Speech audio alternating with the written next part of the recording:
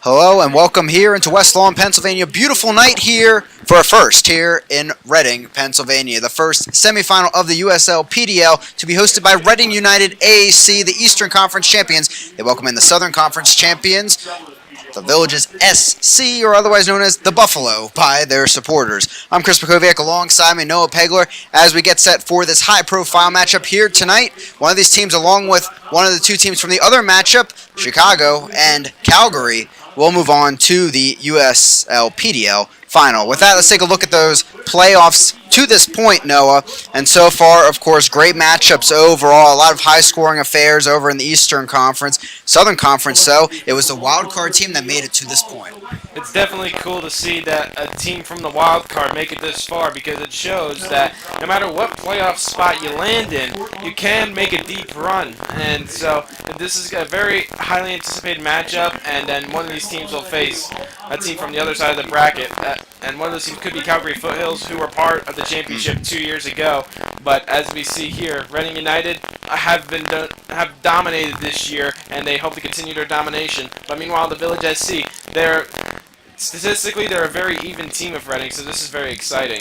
Yeah, you can see it on your screens. The Villages ended up taking down the top seed in that Southern Conference tournament. The undefeated Tormenta FC headed to the USL D3 in just a few months, and then taking down a good old friend of theirs in the conference final for the South, and that was SEMA there, 2-1, with the Villages, of course, coming out on top in extra time. With that, let's take a look at the divisions that they came from to this point. Of course, Reading United, a tough road with the Rough Riders coming into the Mid-Atlantic Division once again, and really it was stacked overall. You can see the discrepancy from 4th to 5th on the Mid-Atlantic Division side of things, and the Red Bulls ended up getting the wild card. Two teams battled in the Eastern Conference final, and Reading's here today.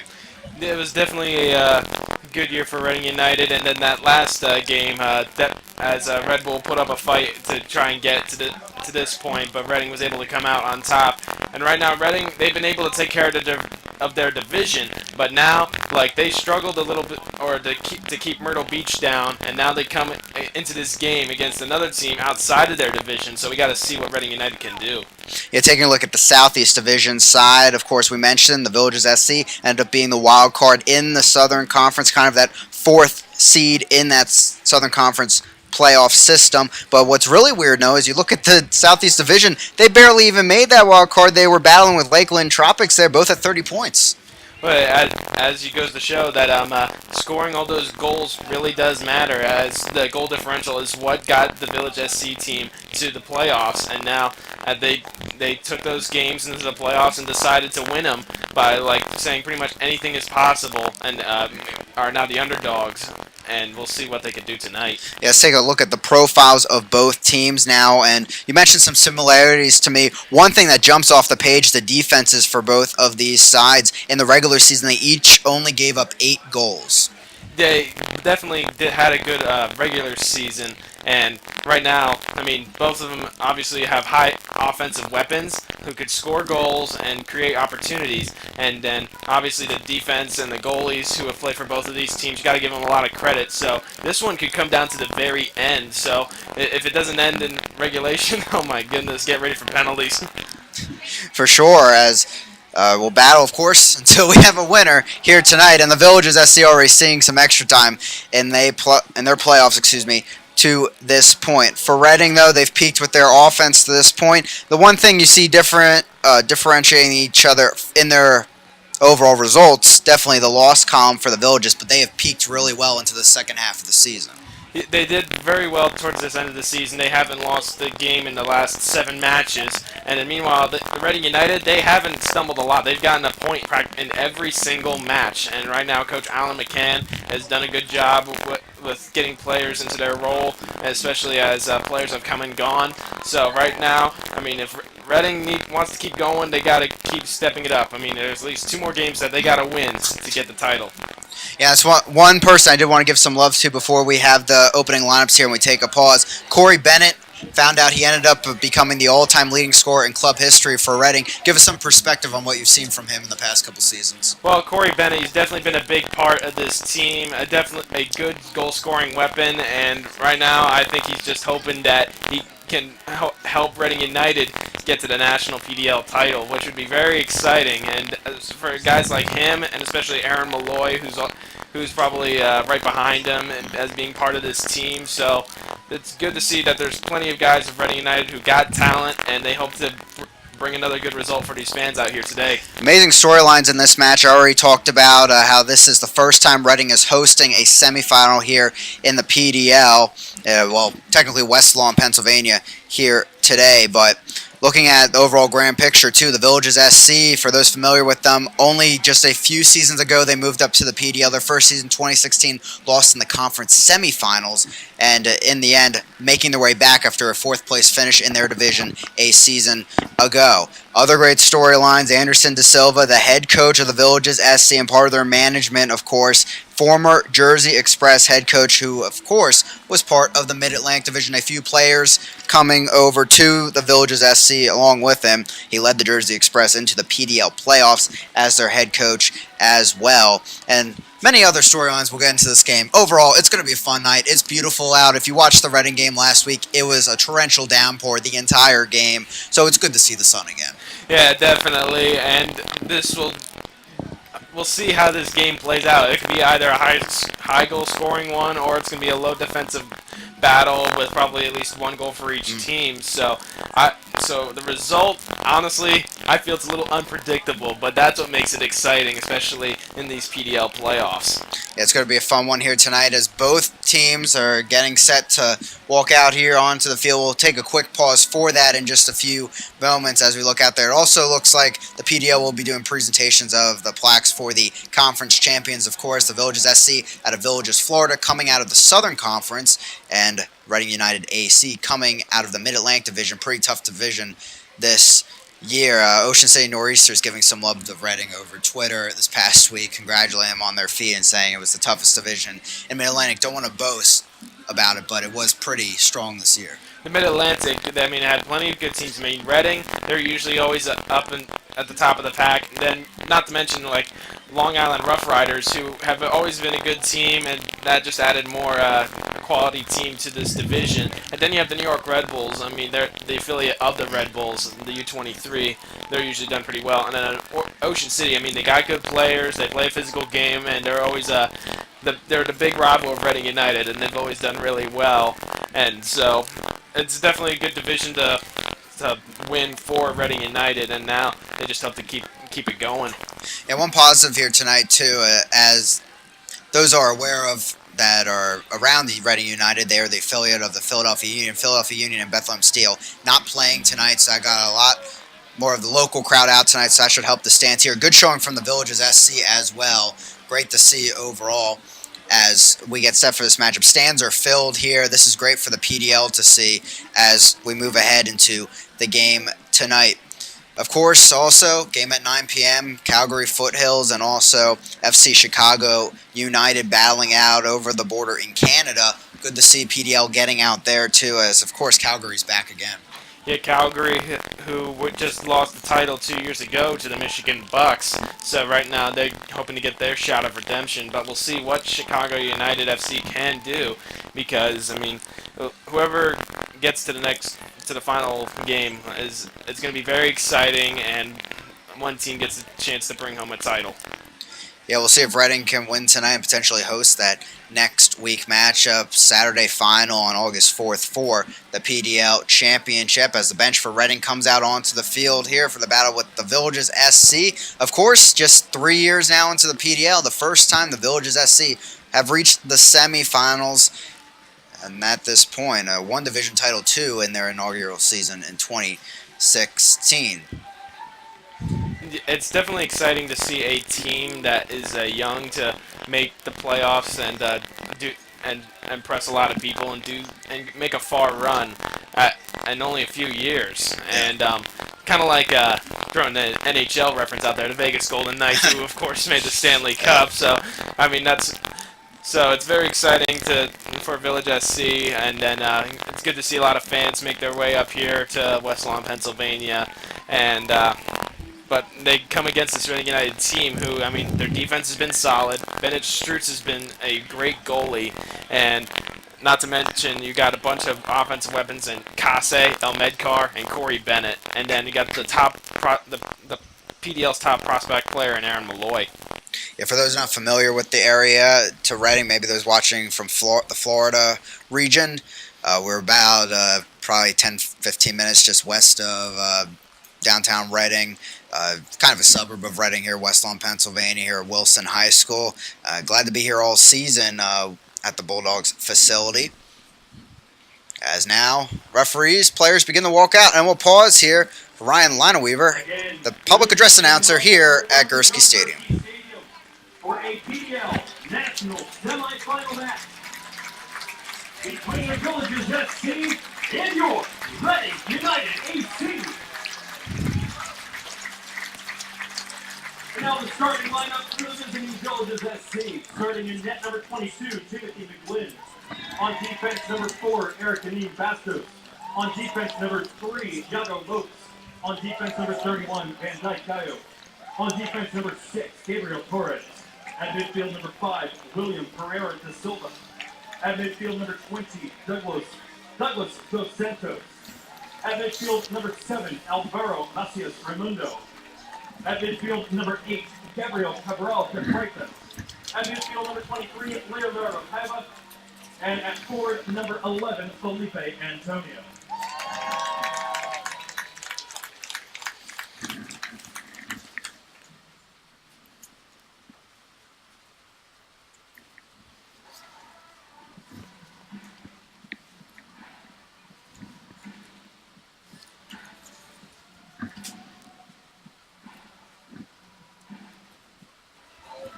And now, the starting lineup for your Reading United AC. Starting on defense, number 16, Isaac Curry. On defense, number 15, Lamin Kante.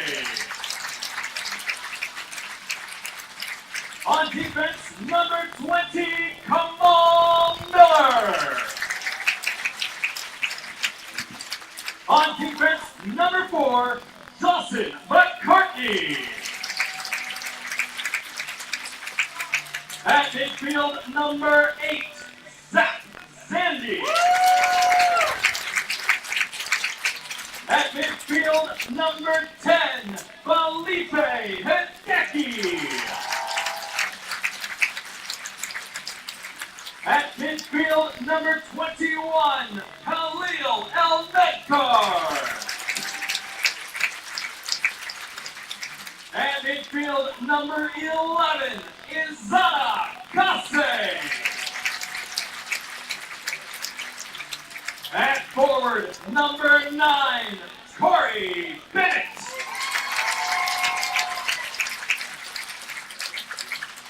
Starting in net tonight, number 1, Bennett Root. And wearing the captain's armband tonight at midfield, number 6, Aaron Malloy.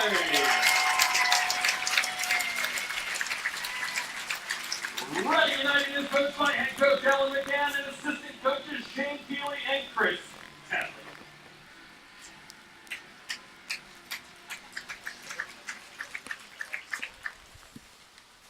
Now at this time, we ask that you all please rise and remove your caps for the singing of the national anthem being sung tonight by Miss Abby White. Oh, can you see by the dawn's early light what so proudly we hailed at the twilight's last gleam, whose flashes and bright stars through the perilous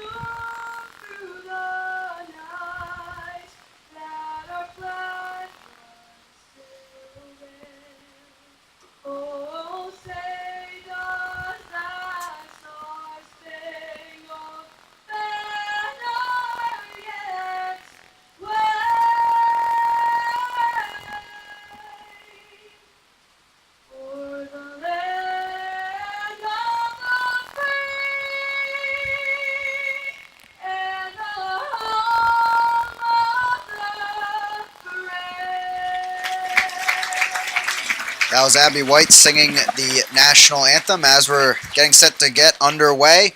With that, take a look at our formations here tonight between the Villages SC and Reading United AC. Here for the Villages SC, like that 4-1-4-1 formation. But of course, have to watch for Paiva on the left side coming up the field. He's been lethal with 12 goals, 4 assists this season. Also a familiar face to Reading, having played against their playoff foe a season ago.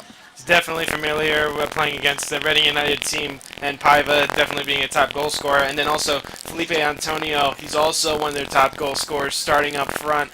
And this is a very good Village SC team. And so right now, if they want to come out and win this game, they got to get some goals against this Reading United team. Yeah, that'll be the mission here tonight. Really could have an offensive battle if it goes the right way. For Reading United AC, kind of their typical lineup we've seen the past 2 weeks for them. Have Malloy and Zandy kind of holding the fort back there in front of a tough back line. It's a very good back line, and McCartney, Kamal Miller, Lamine Conte, and Isaac Curry. And right now that's pretty much what the back end of this line has been. And then a lot of offensive weapons up front with Izanakase, Felipe Hideki, and then El Medkar, who apply a lot of pressure up front, and then they're going to find Corey Bennett in the box. And one thing that has hurt Reading United all year is finishing opportunities, like finishing every opportunity in the box. So we'll see what Reading United does there. And right now, as we mentioned, the PDL giving the plaques for the conference championships to the captains of Reading United and, of course, Villages SC as we're about to get underway. We'll have our first kick of the match, of course, being taken by Christian Leinbach, Berks County Commissioner, here in the Reading area. Match ball for today, brought to you by Deca East Penn Manufacturing. Well, Aaron Malloy, the top PDL prospect and the captain of Reading United AC, will be receiving that first kick. His wife Jennifer, been married for 37 years and live in a log home in northern Berks County. And his family attend FCBC, where he is in church leadership and sings with the worship team. Thank you, Christian. A little off the mark, but gets the job done as we get set to get underway here. Again, as we mentioned, if you're just joining us, really a defensive battle on paper. Both these teams only giving up 8 goals during the regular season. They've been pretty stout since then. Of course, on the visiting side, Villages SC only giving up 1 goal in their conference tournament. For Reading United, ran into some trouble, gave up 4 goals over the 2 games.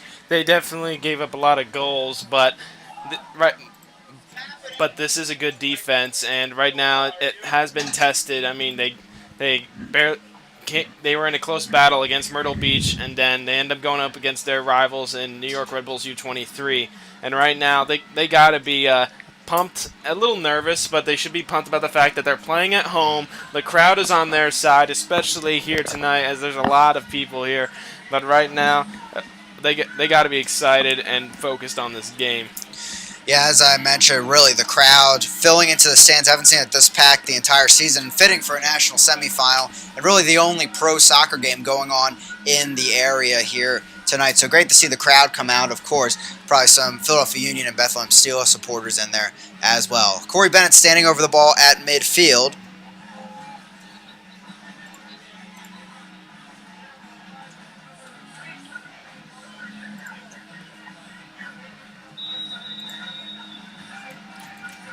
As we get underway here in this national semifinal, Reading United AC, the Eastern Conference champions, against the Southern Conference Buffaloes of the Villages SC. And for those that haven't watched Reading all season, they're going to play it out of the back. No, yeah, the backbone of this offense comes right out of the back.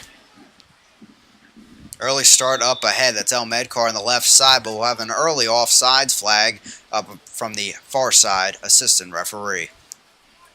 I mean, this Reading United offense, like, the one thing that they strive on is obviously control and controlling the possession. And when the passes aren't there and when the opposing team takes over, they got to take plenty of opportunities to get goals. So the Village SC, they got to capitalize on their opportunities tonight. Really hop around as Malloy will knock it over to Zandy. Villanova midfielder looking ahead. He'll curtail it back over to Malloy and swing it around. This is what they like to do with this formation. Malloy will join the back line with the center backs, help move up the field. Intercepted there. Reading fans wanted a handball there, but instead the interception occurs first possession here for the Buffaloes. And it was Gabriel Cabral there getting the interception. And it's swept away by Strutz. Barely stays in play as it will fall right back to Cabral. Lining in. Antonio tried to flick it ahead inside the box to Paiva. Here comes a chance early on, but it rolls harmlessly into Strutz, and he'll collect it well. As you see, the Village SC striking early, and good opportunities as they're making their runs. I mean, he flicks it off to the guy on the outside, and it was a good opportunity. And right now, this Reading United offense, or this Reading United defense, should be prepared for what comes their way tonight. That was Gabriel Torres, a junior left back out of the University of DC in NCAA Division II. Had 20 goals, 12 assists last season for his collegiate campaign, so really can perform out of the back. He's situated on the left back spot here tonight. Early interception here. Here's Paiva.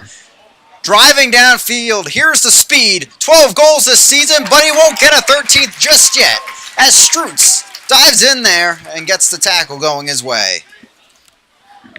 I mean, right there, Paiva definitely had a good opportunity. He was able to beat Conte, but then it was a great save by Strutz there to come off his line and then able to make a good save. Letting that play come on as it's intercepted from McCartney. Through ball there by Antonio, but coming in and scooping up again is Strutz. Not even to the 4th minute here tonight, and Strutz has touched the ball 3 times. Well, the Village SC know. I mean, if I get in this high defensive battle, I mean, some teams got to come out swinging. As you see, the Village SC getting plenty of opportunities and capitalizing on their turnovers early on. Reading just trying to work it out of the back at this point. Like I mentioned, like the control of the offense is what this Reading United team usually they work with it. But right now they got to get around this team that is really applying pressure. In the end, going down on that play is Kamal Miller, the Syracuse defender, and it'll be a free kick for Reading at midfield. This will at least get some of that pressure off of them. So far, the high pressure, big transition of the Villagers SC, really going right at Reading United. Then Aaron Malloy drills it out of play. Really, the players that are calm, cool, and collected, a bit of jitters here in the first 5 minutes. They tried to work it up that far side to, I believe, Kase, and it just didn't work out. I mean, one thing that Reading likes what they have done towards the end of the season, they've really worked it up to Kase and see what he can do. But right now, all of these players on the Reading United field, they got to work together and use what they got to if they want to come out on top. It's the pressure of Antonio and the attacking unit of the Villagers SC has really forced Malloy, Kamal Miller, and Lamont Conte to have most of the possession. Driving head is El Medcar. They're trying to sweep it out of there, and in the end, it's Lopes. They'll get a foot into it, out of play, Reading United throw-in. It's Felipe Hideki. Corey Bennett loses the ball there, and then a whistle from the referee for free kick for the Villagers SC. Corey Bennett, 4 goals over the 2 games last week. So a bit of a hot streak there, but now trying to continue that 1 week later.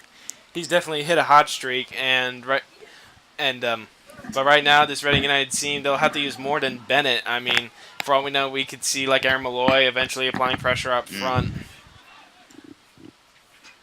Drill back downfield by Miller. Hideki gets it back for Reading, almost loses it quickly. Isaac Curry on the far side. Conte back to Miller as they still try to keep it away from the Buffalo. Stolen away in the end by Dos Santos. Trying to work the through ball back to Dos Santos. He'll get it through the legs of Miller, and I'd be surprised if that's not potentially a card in the booking there. Looks like the referee not going to go to his pocket early on. He is going to call Miller over, and a dangerous free kick coming for the Villagers SC. Yeah, fouls like that. I mean, you see it all the time in the professionals. Like fouls like that could be seen as denial of a goal scoring opportunity, and we've seen them go to straight reds, and that would be really bad for this Reading United team early on in this game. But the good thing is that he didn't leave his feet on the tackle. So I mean, if he did leave his feet, then obviously that's going to be a straight red. Be Cabral here standing over the ball, looking to bend it in. Miller, the experienced Syracuse defender there, knowing probably what he's doing there, getting a smart foul out of it to slow down the away side. 7th minute, bended ball in there, floats through everyone, somehow no contact there. It was Paiva there in the middle trying to find the ball, but instead it goes out in the end for a goal kick.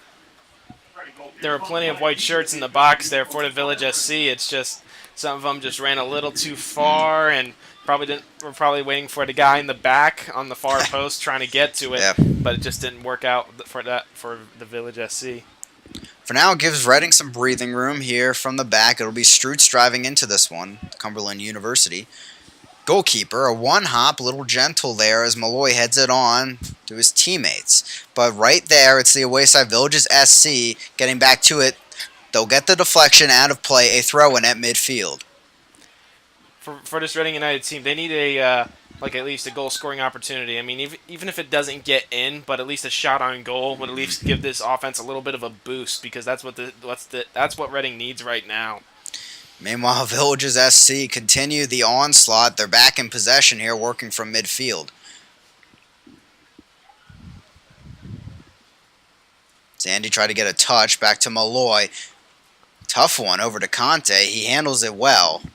Still trying to get out of there. Kase trying to settle it. He will finally to Felipe Hideki. Zandy on the far side. Kase up ahead. Tries to flick it on to Bennett, but is cleared back the other way. Malloy gets the header over to McCartney. Elmedkar out of the University of Kentucky. Driving inside. Driven from the ball. And that will be a free kick on the Village SC side of the field. Right now, Reading they've gotten plenty of free kicks, but they really need to get at least trying to get successful on these free kicks, because right now that's what they've really gotten on this offense so far. Kamal Miller comes up to have a word with Aaron Malloy. Malloy, 4 goals, 4 assists this season. Captain all year for Reading United. Kind of some miscommunication there, but they'll work it around the back. As it's with Conte, it'll be with Louisville this upcoming fall.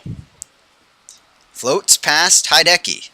Malloy back on it. McCartney back to Miller. Reading still trying to get it out of the back there as we move into the 10th minute now. Right now, I think there may be a little bit of lack of communication between this Reading United team, because the passes aren't going their way, and this is a lot of pressure that this Village SC team is providing. And right now, they may need to switch. They may need to make a few changes, but with how they're making their passes and what they're doing on the field. Strutz sweeps it back over to Miller. Yeah, and at this point, they're covering Malloy well, and he's usually the emergency option for these center backs, so they're eliminating all options. So credit to the away side here early on. Hideki, pressure from the back. He lets it go out of play, and it's a throw-in for Reading United AC. But then also what Reading United needs to do is they got to work it with Felipe Hideki, because he's done really well this year, especially with controlling the ball. He's been creative overall, with Hideki getting 5 goals, 3 assists overall. McCartney through to Bennett. Back over to Elmedkar. Something brewing here for Reading. Back towards the box. Gets it in there. Still going. Deflected away. And the Villages SC will get it out of there. It's right back over to Conte. And Reading right back on the attack. I mean, even though that wasn't much of a good opportunity, but at least it's something for Reading United, because they haven't gotten anything so far in this game. And that was what was so successful, really, in the Eastern Conference playoffs. Kase and Elmedkar getting the ball in from the outside. Well, yeah, now we may have to see a new strategy to get past this team. Here come the Buffalo, streaking downfield. Cabral looking inside, bending ball, but just behind his teammate there, as it'll be Reading moving right back up the field. The transition against transition. Medcar goes down there in the end, as it'll be advantage played to the Buffalo as they will head back downfield. It was a close chance there for the Village SC. I mean, it was wide open in the box, and he was just one step too far out in front of it because he was wide open, and all he had to do was get a shot past Strutz. 12th minute of action. As McCartney gives that ball away, Dos Santos looking downfield. Antonio flicks it up ahead. But retrieved by Miller and the Reading defense. They get a brief applause from this crowd as they move downfield here. B. McCartney with the throw-in.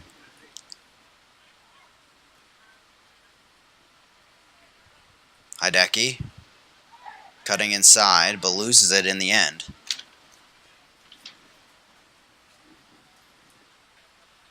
The far side now is Gabriel Torres giving it off. Malloy almost getting the interception as they move it ahead over to Bastos. Yeah, you see Malloy applying pressure. He's like, what Reading needs to do is they got to apply pressure back to the Village SC team because right now they need to regain possession and like get a quick offensive turnaround. Antonio tries to service it wide, but in the end, one hops into a trash can, and that will get a sarcastic applause from the packed stands here. As there is a player down at midfield away from the ball. And they will call the trainer on for the Villages SC. We'll have to see who this is. That really unfortunate this early in the match and a player down away from the ball. Especially in this game, like the slightest mistakes or smallest injury could really make a difference in this game, especially when it's on the defensive side.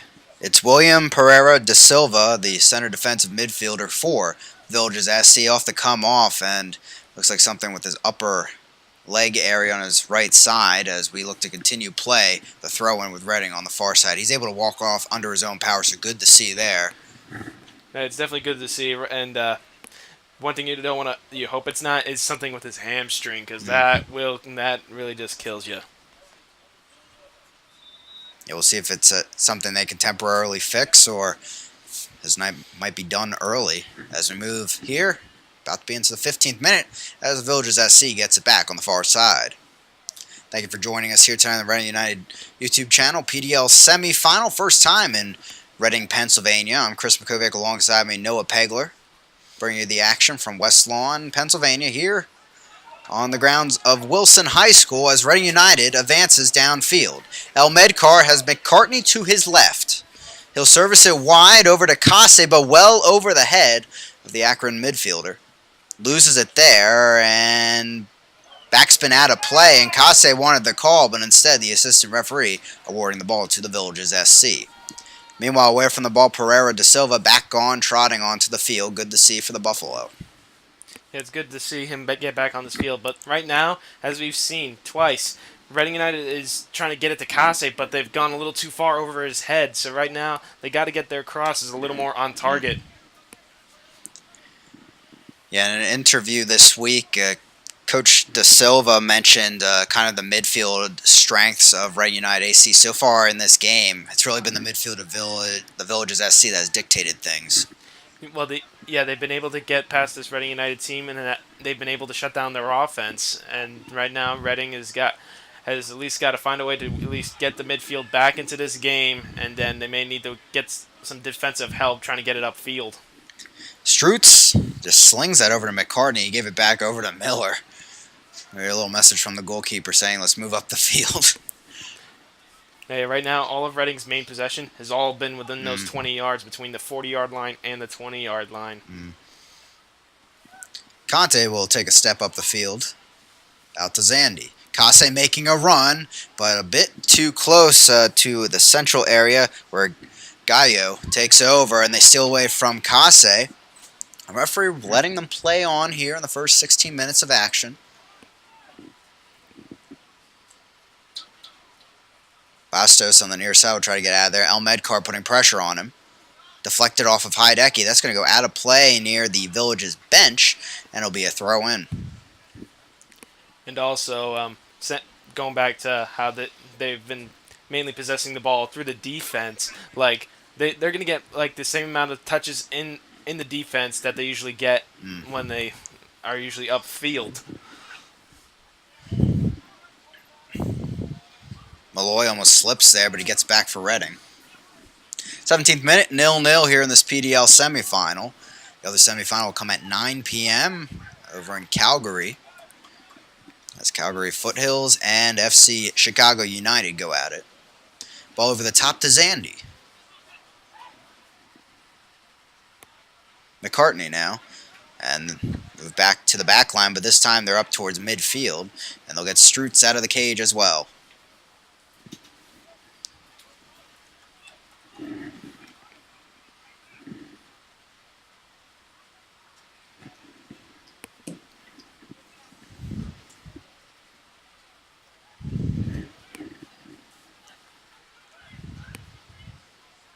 Hideki looking for some help. Back over to Miller.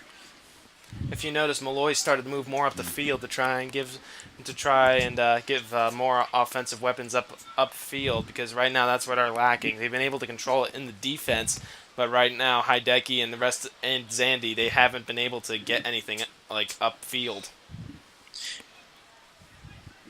And you can see definitely Reading trying to find the angles here, but they just cannot find anything they like. As McCartney does have some room here, but it's picked off in the end by Antonio. Antonio driving. Services the ball across, but getting under it in the end and up and into the... over the crossbar, is Paiva. As Strutz will get a goal kick, but again, this transition attack for the Villages SC, it's looked beautiful at times. Definitely good transitions, and Paiva was making a good run and I believe he beat Curry or Conte on defense. And right now they got to watch those quick runs. But right now what's killing them is those quick turnovers by the defense. And it's really unusual turnovers here for some veteran players of Reading United AC. As it's another throw-in for the Villages SC. Well, yeah, like this defense hasn't made this many mistakes like this season.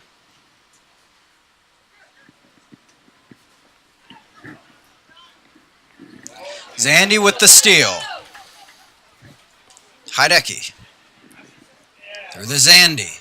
Kase with a beautiful run, but it hits the back of his heel, and it's back to the Villages SC. As we see another opportunity where they're just one step too far, and that's just all about timing runs. And right now, Reading, they're getting opportunities, but they just got to time their runs a little more and make the right passes. Back with the Buffalo. Flight coming up from Central Florida, so the Philadelphia area. Not really showing any effects this early in the match. They've dictated the tempo so far. Whatever their game plan is, it's working. As a work from the back here in the 20th minute of action, 0-0.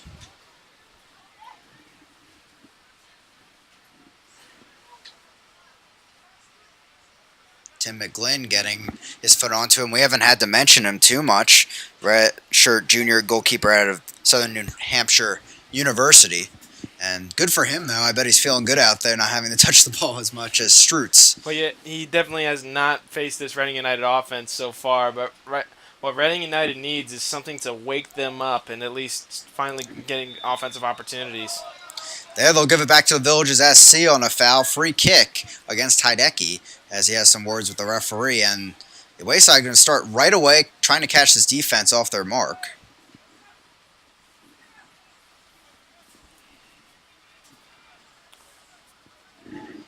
Felipe Hideki's got to watch what he says. I mean, for all we know, like, depending on when the ref is going to start handing out cards, I mean, he says one thing wrong, then he gets a card at the wrong time.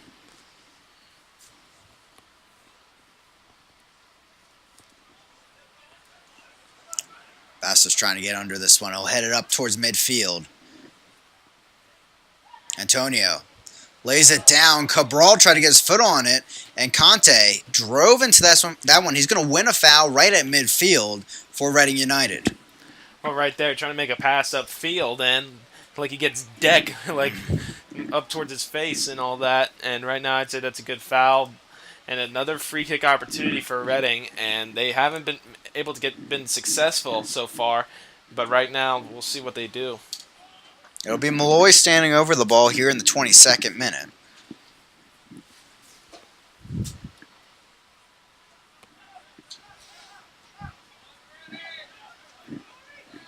Miller.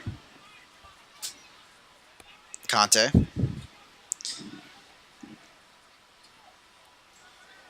Not sure where that ball was headed, but it finds the foot of Bennett. Malloy tried to sling into that one, and suddenly the Villages SC back in possession. They'll work it out of the back. Right now it's like almost like two players from the Village SC like swarming the player for Reading, whoever has the ball. Like they sandwiched Malloy in right there, but then that last opportunity I honestly think the Village SC just saved it from going out of bounds and it just stayed with Reading. Malloy will chip it over back to Strutz as they do eventually get it back. But yeah, again, having trouble moving it through the midfield, which is not something we're used to saying with Reading United, but Villages SC getting the game plan to work early on. Well, out of all the times that this Reading United defense has faced some challenges, right now this one, they are battle-tested in this game because this is a high-powered offense so far that we've seen from the Village SC, and we're only 20 minutes into this game. Antonio, nice flick, trying to volley. It was Strutz off his line. He'll lay it over to Paiva, but it's back over to Antonio. He flicks it over, but his teammate would have been offsides ahead on the play. It's a goal kick for Reading United AC.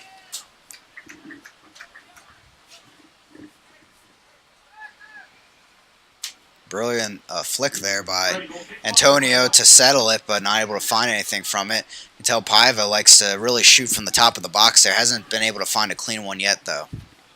Paiva's definitely gotten plenty of opportunities, and it's only a matter of time until he gets his shot on goal. But right now, Reading, they're playing a defensive battle against this Village SC offense, but at this point, Reading, if they want to win this game in regulation, they need to get a quick offensive break and get a goal. McCartney trying to make that happen up to Hideki. They'll get the deflection out of play, and it'll be a throw-in for the home side.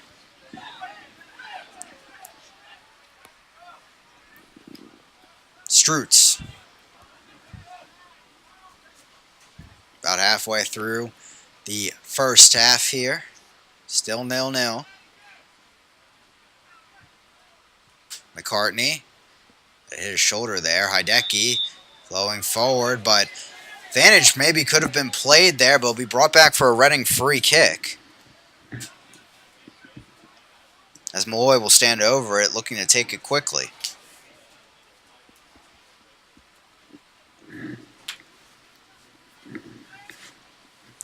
Hideki was grabbed from behind, warranting the foul. As Malloy will send it over to Bennett, tries to flick it on to the right side. Ahmedkar has to retreat for it after it had a tough backspin out of play. Villages SC with the throw-in. And as we've seen in many games in the last few weeks, now Kase and Ahmedkar trying out different sides of the field. Yeah, during the first half, they like to do that. They like to switch ends. I mean, we've seen so far they've been able to score goals, but right now they have to change it to get the spark in this offense.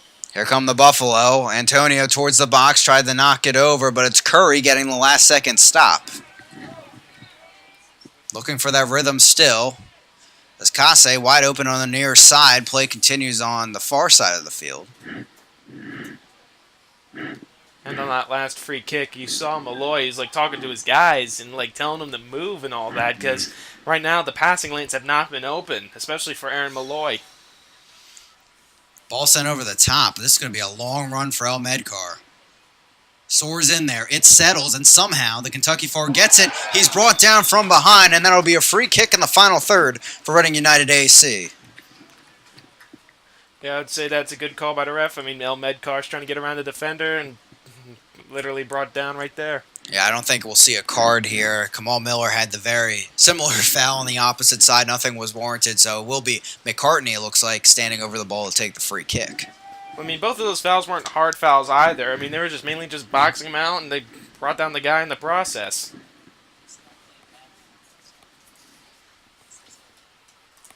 Chance here for Reading United potentially get on the board after the onslaughts of the Villages SC attacks. Ball sent in. A low one. No one got a header to it. Eventually deflected away by the Buffalo. Up ahead comes Conte from midfield, and he'll keep the ball upfield with Kase, who's knocked down from behind, felt that contact and went down. Another free kick coming for Reading United. On that last chance, the cross came right in, and then you had Bennett and Malloy right next to each other. And Malloy, I believe he tried to get a head on it, but he just missed it. And then everyone was ran into the box, and it just... Right now, I think they need at least one guy sitting at the top of the box to at least receive the ball just when it comes out. But now at least to get another chance right here. It'll be Zandy delivering this ball. It was Bastos that gave the foul over to Reading United. Zandy, the bender in their far post, bounced around a bit, still trying to keep it alive as Hideki. Got a volley on it, still floating around. Malloy, a chance, but it swings just wide of the far post. Goal kick for McGlynn. Hideki got a kick right there, and it was deflected, but at least it went up, and then Malloy was able to get a shot on, at least it went off goal, but at least the shot was at least close enough to get something going for Reading United. And as we've seen in these last couple of minutes, Reading finally getting something going. And maybe it's their offense starting to get going. Maybe this Village SC team is just getting tired of getting so many opportunities. But right now, this game is starting to change ways. He has to give some confidence to his Reading United attacking squad that has had a tough time getting up the field. Their first real chance of this match. It's Bennett, chests it down, trying to stay alive, but he falls to the ground. So is Lopes taking a tumble, as it'll be a free kick for the Villages SC. They take it quickly.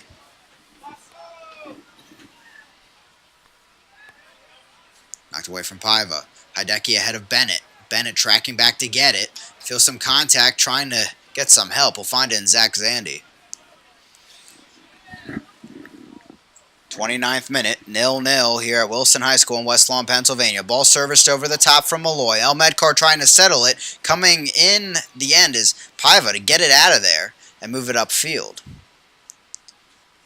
Curry loses it for Reading United. As it, ball stays in play on the far side just barely. Out of play now, and the head official will award it to Reading United on some miscommunication with his assistant.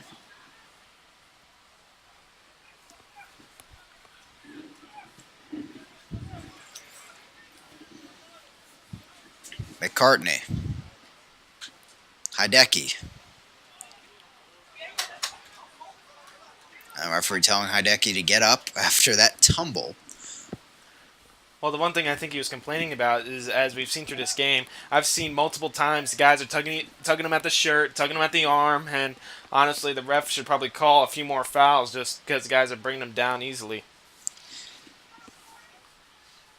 Referee at least being balanced on both sides, you have to give him that. Trying to let them play on in this high-profile matchup, national semifinal. Well, yeah, I mean, the intensity is definitely up there, so which is why he's probably being a little back on the fouls and the cards and all that. But at some point in this game, if it just keeps coming, then the ref will start giving out cards. Zandy to the far side now. El Medcar. It's a little bit of room to work. Threw ball over to Zandy, but he did not see it going over there, and he'll have to hold up. As it's Gallo working out of the back. Paiva. And that last pass just showed the lack of communication that is still with this Reading United team in this game. Some open room to run for Paiva. He has Antonio to his right, but did not see the other Reading defenders, and they're able to get it out of there. Curry, the final touches. It was a good attack, but there was, like, everyone from Village SC is back in the field now. They're starting to drop back. Hideki goes down there. As Lopes goes down afterwards, play's continuing. And then the referee will award the free kick after it took a bit too long, in his opinion, for, Bastos to get away from the ball. Looks like the defender there for Village SC thought somebody yelled Neymar challenge and just dropped to the field. Yeah, that's a good point. And But that's the theme of the game so far. Both players kind of go down, kind of getting ticky-tacked, and then they both are going for the call. And referee says, "I'm letting you play on. Just decide it out on the field." so yeah, I mean at least the ref just showed right there you're not going to get anything for flopping. Meanwhile, Gabriel Cabral has to come off, maybe for some blood on his face as he gets cleaned up. It's, at least for now, 11v10 on the field for Reading United. They have the ball in Village's SC territory as McCartney will take over. Hideki finding some room in the midfield. Zandy coming across centrally, back to Hideki, but it's intercepted. Malloy comes in there. Both players go down, and it's awarded to Malloy. He'll take it quickly. Here comes the play continuing, trying to catch the Buffaloes off their mark. Kase loses it there, and he's beat on the run. Malloy comes over to help out the forward. Dos Santos lunged out there, couldn't find the touch. Zandy will move it to the far side now with Curry here in the 33rd. To the outside, Elmed Carr looking to cross it. He does in there. Hideki couldn't find the touch. Cleared away for now. Bennett back with a touch in there. Gets Lopes out of the way. No foul called as we continue play. Had a play for a goal kick in the end. And the Buffalo get out of the situation as Cabral comes back out onto the field. It's great that Reading United have been able to get into a rhythm and are getting plenty of opportunities. And then that last one, they were able to make a cut through the middle, and then Malloy trying to get the pass back to the middle. But the problem with that is that there was just too many players. It was like a giant white wall of players just swarmed in right there. So Reading, of course, they need to work try and get it back into the open space. But then, I mean, plenty of good opportunities, and Reading's got to keep this going if they want to get back into this game. But a fun one so far, back and forth play, but it does feel like Reading United getting some momentum here in these last few minutes. Ball over the top, Kase couldn't get there. McGlynn has to come in just before Bennett could get there, and it will be a service up ahead to his defense eventually. Gaia will take over. Well, at least McGlynn now made something in this game. We finally mentioned his name. True. Kase knocks it back over to Ahmed Carr. Dribbling. The finesse cutting through. Looking for a chance. Driven away by Gaio as Hideki tries to settle it. Knocked out of play. It'll be a Reading United throw-in on the far side of the field. Another shot right there for Reading United, but these defenders for the Village SC, they're just putting their bodies in front of it and just deflecting it away. And right now, maybe Reading's got to do like a chip shot or whatever.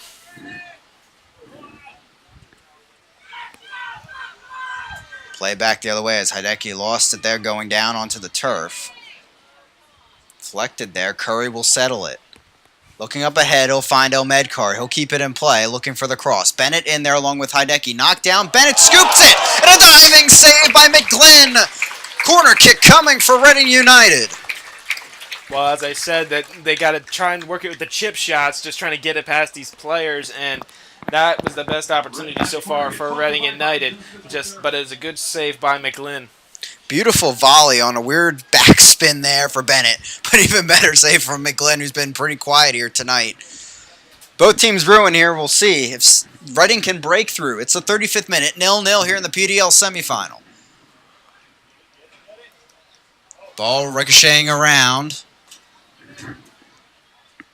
Still trying to find possession with someone. It's Kamal Miller, the center back, taking over. Out of play. Throwing coming for Reading United.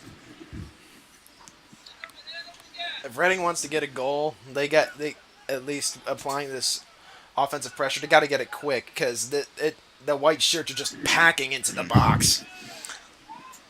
They smothered those two chances there. As now, Malloy up to Elmed Carr. He'll find Curry out wide. Elmed Carr stays centrally. Back over to Zandy. Quick spin move. Trying to settle it. Elmed Carr. The flick. Deflected away. Malloy back over towards the box. And now at this point, the Villagers SC just trying to clear it. Antonio the header.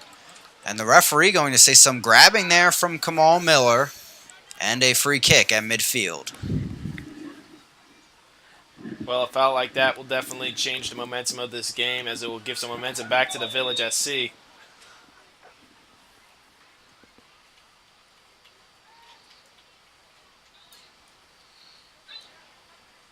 Advance is your last call for hollow ball. Repeat, your last call for hollow ball. That ball driven away in the end. Ready for halftime. They're 1 for $2 and 3 for 5.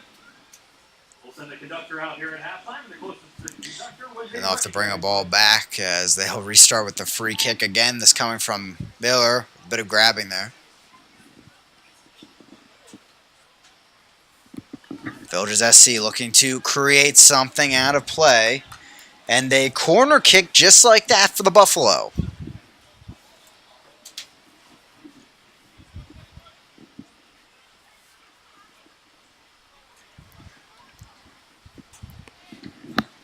Getting set to take it is Raimundo. 2 goals, 1 assist so far here in 2018. 0-0, 38th minute. Raimundo, the service, cleared away in the end by Corey Bennett. A foul called inside the box anyway, and it's a free kick here for Strutz and Reading United. That was probably the first offensive chance for the Village SC in like probably 10 minutes, because Reading United has been able to keep that ball up the field. But right now they got to get back up there, because they're really trying to get a goal before before halftime. They have about 8 minutes to work with here, plus stoppage time as Malloy gets it up to Bennett. Back to the Irishman Malloy. Kasse. Overlapping run from McCartney. He'll switch sides of the field over to El Medkar. He flicks it on, but the header will move it back over to Villages SC. Paiva. Quick spin move. Looking for some help. He'll find it, as they'll have to get it back all the way to McGlynn. 39th minute, 0-0 between these two sides. They've each had their fair share of chances in this first half. It's been a first half of different chapters here. Latest going with Reading United for a few minutes with plenty of chances, but now back with the Villages SC maybe to make something happen on the road here in the final minutes of the first half. Yeah, the momentum completely changed after that one foul that the ref called against Reading United, and now it has given at least some more comfortable and breathing space for this Village SC team. And right now they're also hoping to at least get the lead going into halftime, because these goals, I mean, right now at least one goal will completely make the difference in this game. It's a free kick on the far side for the Villages SC, and that's a good point. At least what that free kick did was slow things down, let the players all have a brief break, and maybe allowing Villages SC to get some confidence, momentum back as Zandy takes over here. Hideki will drive outside. Pressure from Gallo, but he gets around it. Hideki working towards the end line. Gets it through there, trying to move ahead to get back to it, but stays in play and knocked away by the defense of the Buffalo. 40th minute now. It was a good chance right there for Hideki. He was able to get around to the defender, but, I mean, he just didn't really have anyone there and just was trying to get around the defense that just ate the ball up.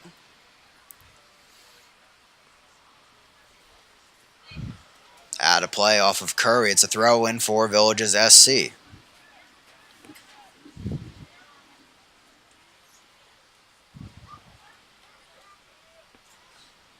And just a reminder, we do have volleyball making their Out of play again. Another throw-in for Villages SC. making their way through the crowd. And at halftime, don't forget to visit the concession stand. We do have strawberry shortcake. Here they come. Numbers on their side. Ball across. Flicked on. Bouncing. And just wide in the end, as it will be offsides flag up on the near side out of all of that going on. Almost a deflection into the goal, but Reading United getting a big break.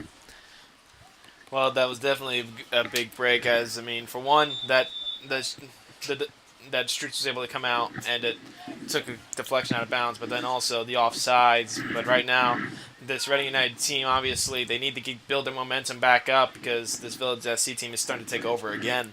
It looks like on the field both these teams just want to get to halftime at this point, try to game plan, try to figure something out, because it's been a real stalemate the last few minutes. Well, definitely, it's been a little slow, and right now, we got to see like they're both ready for halftime and see what the subs can do, because Reading's been able to do well when subs come on, especially in second half. If Reading loses it there, deep in Village SC territory, as the pass will go straight through the Reading attack. Villages SC looking to create. 42nd minute.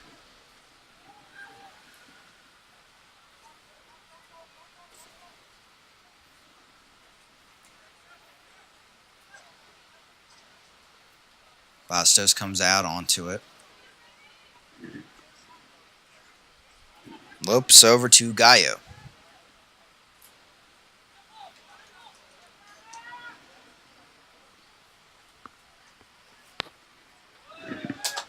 Up and out of play from McGlynn and is back at midfield with Reading United AC. Malloy working to the near side. McCartney waiting for Miller, and he'll get it now.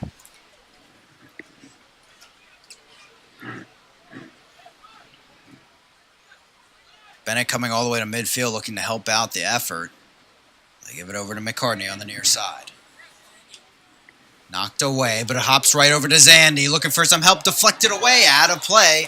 Second corner kick of the match here coming for Reading United AC.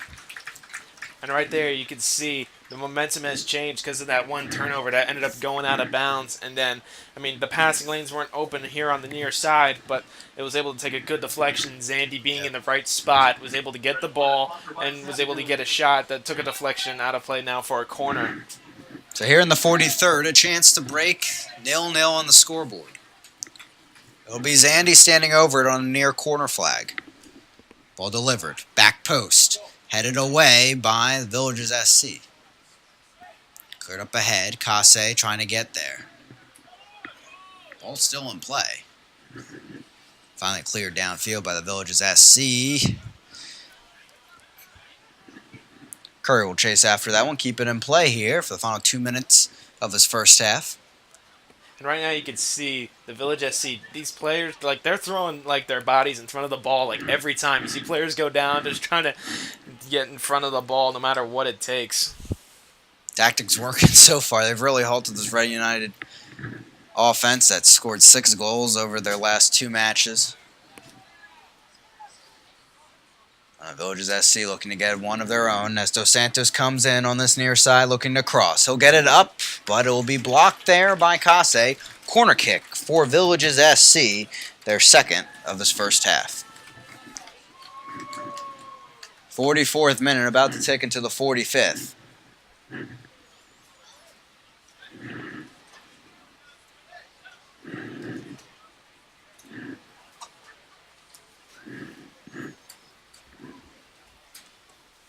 Wilson in low one, cleared away on the near post by McCartney.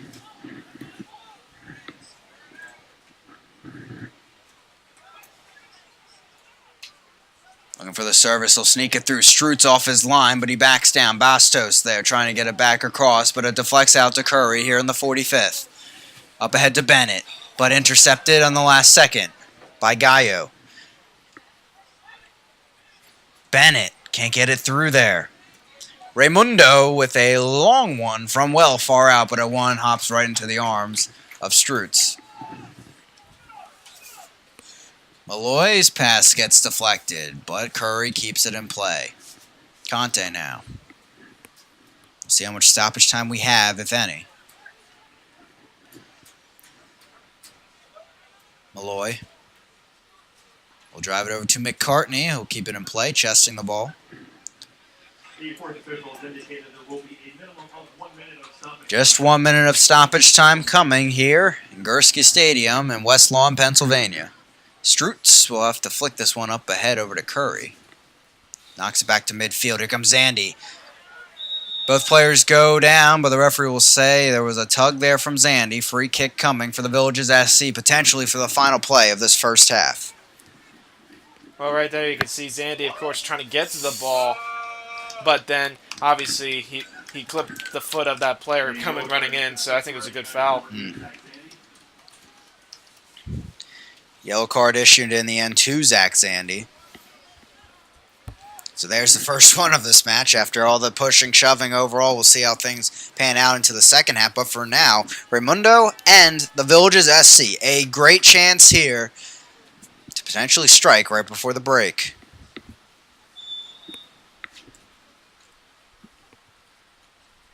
Low line drive, Malloy clears it. And there's the whistle to end this first half. And as the sun sets here in Gursky Stadium, we'll move into our second chapter here in the stadium as both teams deadlocked at the break, 0-0. Brilliant chances overall, though. They've definitely gotten good chances. I mean, first it was the Village SC coming out swinging and controlling this game, but then eventually Reading was able to finally find momentum, get things going, and then they were able to get a little run of their own. But obviously small mistakes by each team can like change the tide of this game, because Reading lost it momentum when that foul was called, and then the Village SC lost it once they kicked it out of bounds. And right now, the coaches have got to make the wise decisions as they come when it comes time to make substitutions.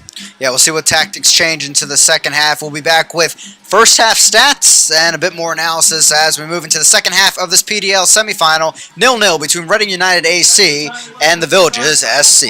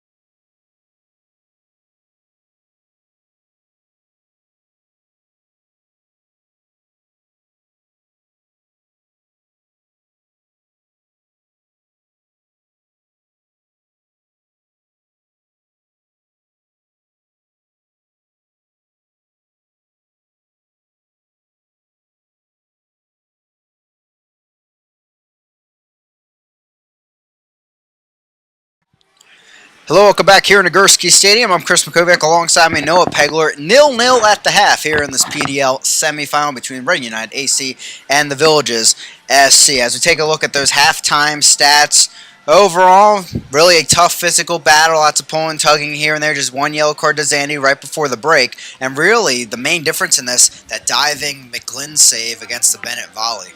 Right, that so far in this game, that is definitely the best save, and both of these teams got opportunities. I mean, first, the Village SC came out swinging in the first couple of, almost 20 minutes, it almost felt like. But then Reading United, for these 10 minutes, were able to control the ball, and they were finally able to get this offense going, as they weren't able to get it going early on. But then, as we saw towards the end of that first half, the slightest mistakes could shift momentum, because Reading lost momentum once the ref called the foul at midfield, and then once the Village SC had the ball, they made a turnover, and that gave the ball right back to Reading United to get a quick opportunity. But right now, the subs in this game could make the difference, and as we've seen with this Reading United team, they've gotten a lot of goals in the second half. Yeah, how do both these teams need to really adjust overall? What do you see out there? Because so far, it's really been a tale of different 10-minute periods. Villages SC, they like to go on transition. We knew that already, but Reading, through possession, they're kind of playing their own game, but a real stalemate in the midfield. Well, definitely for Reading United, because, I mean, Malloy was playing back, with the defensive line, and then eventually worked his way up, and that was starting to work for them, but now they got to keep it going, and also they got to get around this defense. They've really congested right into the box, and they haven't been able to get a lot of shots on goal. They've all been deflected away, and they've all been gone away from the net. And right now, McGlynn hasn't gotten many of opportunities, as much as that one flick right over by Bennett. And right now, Reading's got to be smart with what they do in their shots. Yeah, with these two teams' defenses, we were talking about it at the break. This could be a 1-0 type of game where you get that goal, you sit on the ball, and you just pass around with possession. And maybe, as filthy as it is, that's just how you have to move on to that championship game. Well, yeah, right now, whoever loses this game, it's going to be a heartbreak, because one goal can obviously make the difference in this game, especially since there hasn't been a lot of offensive momentum. But right now, the subs can make a difference, like Spencer Burkhart, Gilly Wasso, and especially Kieran Roberts on the bench. Kieran Roberts is an offensive weapon that Reading can use. And then you got some of these guys on the Village SC bench, so we got to see what the coaches decide. And honestly, the game could rest on the coach's shoulders. Yeah, big decisions to be had from Coach De Silva and, of course, Coach McCann coming up here into the second half. Things of note, really to watch out there. Zandy with the yellow card. Plenty of fouls out there, so probably a couple players, if they foul a little bit more, referee could say accumulation fouls, really. Give them a card. We could see a few cards here, because that's been one major factor, the officiating in this game. Really, he's been very lenient so far, but some of those fouls, they could turn into cards if they occur again the second half. Well, there's definitely been a lot of tugging and pulling and all of that, and then there's been fouls, but then right now the tension will just keep building on the field, and for all we know, push could come to shove, and then things could get out of hand. But right now, the ref will obviously control the game. But right now, the players on the field, the captains, Malloy, and these players have got to step up if they want to win this game. Once again, away from the tension on the field, beautiful night here, gorgeous temperatures, and a pumped crowd that has been great in this one. Oohs and ahs. Really, you feel the tension of the game through the crowd as it really coming forth for the Villages SC and the local team, Reading United AC. As the ball is at midfield, getting set to go. Right now, El Medkar, Curry, and Malloy having some words about tactics. Maybe getting El Medkar back towards a central area of the field, driving in there. It's worked well so far, as Reading United will huddle up quickly before we get going. Well, as you saw, Malloy was trying to take that free kick earlier on, yeah. And then Curry, and he was trying to tell him where to go, and because they're trying. One thing that Reading has struggled in this game, they have not been able to find the passing lanes, and then also the crosses. When they were trying to cross at the Kase, they were going over his head. They got to be able to find the passing lanes, make accurate passes, and get him. At least get a quick shot on goal before the defense comes back and just presses into the box. It'll be the Villages SC starting with possession as we have the opening whistle of this second half. 0-0 between the two sides here in the semifinals of the PDL. Winner will face either the Calgary Foothills FC or FC Chicago United. It's an opening attack here, moving from right to left. The white jerseys, Villages SC out of Villages, Florida, down in Central Florida, just outside Orlando. Driving in, Bastos. Through ball up ahead, they let it on and cleared away. Malloy trying to help out the effort as Bennett will take over. Hideki to his left. It'll be the Brazilian getting possession, but losing it just as quickly. Driving into this one, it would have been an easy dribble over to Strutz, but Conte stopped it quickly. Here comes Hideki, room in front of him, but he's being tracked from behind by the quick Paiva. Had some chances there in that first half. Opening foul here of this second half will go to the Villages SC and a free kick for Reading United. It was good for Reading to respond that way and been able to get on the offensive end of the ball after the Village SC, of course, coming out swinging again. And now Reading's gotten plenty of free kicks, but we'll see if they've been able to, if they could capitalize on this one. They'll go the short route here. Working it through Miller, who almost loses it. Hideki running onto it and not capitalizing there on that opportunity. Goal kick for McGlynn as we move into the 47th minute.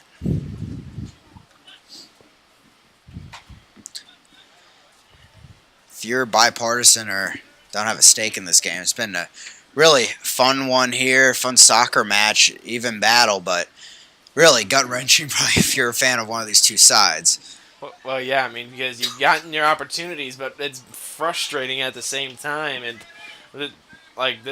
this will be a good game, no matter who wins. Head all the way back over to McGlynn and almost miscommunication there with Gallo. Center back will get it back. Torres coming out of the back. Paiva cutting inside, loses it over to Kase. Hideki is in the midfield ahead of him, but they find Bennett. Excuse me, here's Hideki. Ahmedkar in the box with Bennett. Moves to the outside. Cuts back in. Hideki looking for some room. He passed it over, getting under that, either deflected. But either way, in the end, McGlynn grabs onto it, and it's a corner kick for Reading United, third of the game.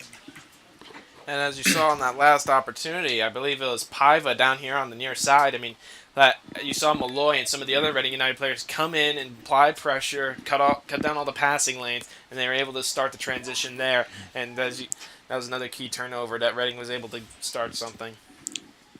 Zandy will take that corner kick on the far side, 49th minute. To the far post, Bennett! Someone got a touch there, headed it down. So up in the air, floating over. McGlynn holds on to it before Malloy could get a chance there. And the Villages SC get out of the situation. They'll move quickly. Up ahead, Paiva. He's put on his jets around the Reading defense already tonight. Raimundo to the outside.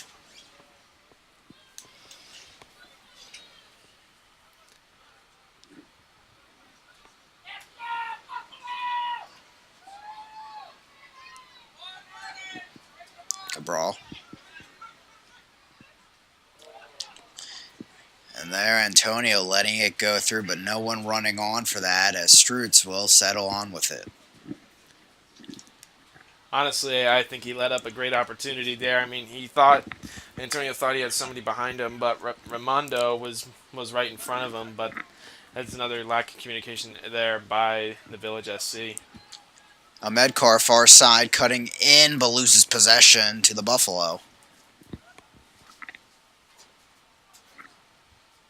Cleared out with a deflection. Throw in for the Villages SC in their own end. Villages SC has had to go to extra time during this playoff run in the Southern Conference playoffs. Reading United not needing to do that yet to this point.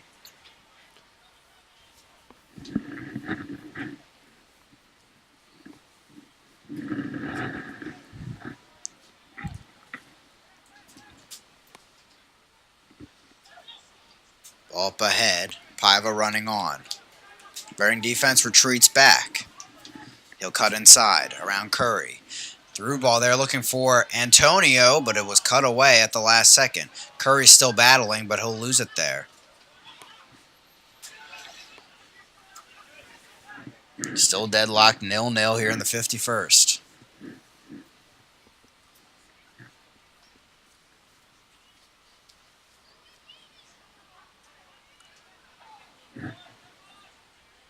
Strutz. Excuse me, McGlynn now with it. Forgot that we switched ends. We switched ends, I guess.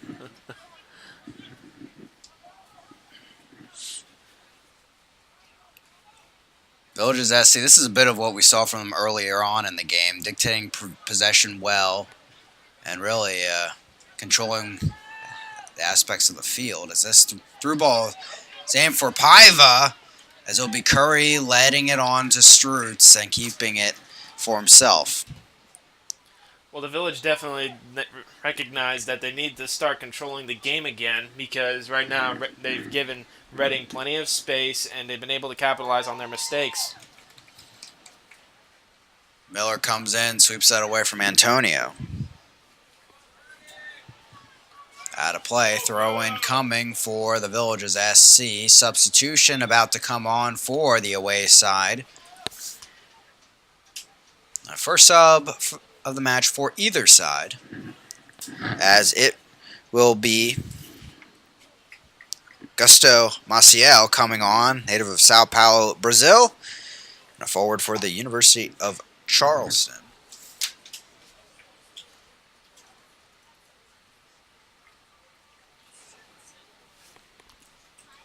See who's coming off as well. Maciel playing over 1,000 minutes this season for the Buffalo. 4 goals, 1 assist. Substitution for the Villages. Exiting the game is number 7. Alvaro. See as Raimundo comes off, the midfielder,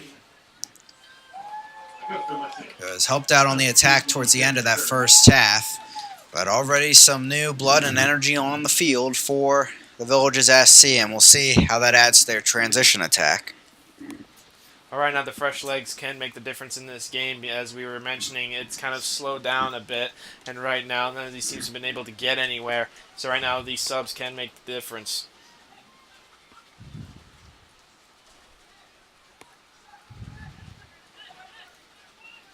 Gaia working out of the back. Torres. Back heel there. Torres running in. Cleared away. But not far enough, apparently, as they'll lose it there to Cabral. Through all the way to Strutz, and Reading gets it back. It was a good flick right there. Was Torres just obviously that they didn't time their runs correctly, but that would have been one for the highlight reel. Almost a beautiful combo play. As it's Miller sweeping it downfield. Kase on the run. And he'll keep it in play. Kase delivering it across and clear it away in the end. Up and out for a Reading United throw. And I don't know how he kept it in play there. But in the end, the Akron midfielder getting it done. Making sure everyone's paying attention. Hideki couldn't settle that one as Kase gets back in there. Villages SC, though, keeping it away from the Reading players.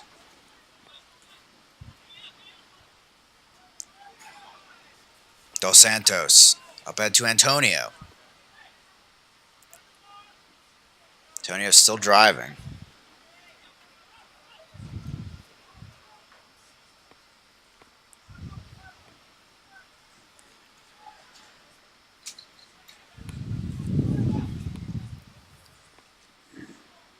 Ball sent in, but a one hop right to Strutz there. Looked like some combo play brewing for the Villages SC, but just far out shot taken instead. Right now you can see the Village SC haven't been able to get into the box. All their shots have been coming from outside the box, and like right now they've been able to get through this Reading United defense. So right now the defense of Reading United has tightened up. They've corrected their mistakes, and right now Reading is just hoping to get back upfield.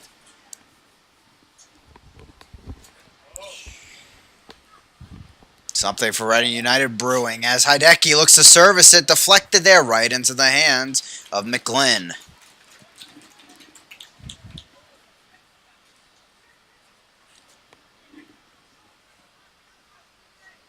Gaio.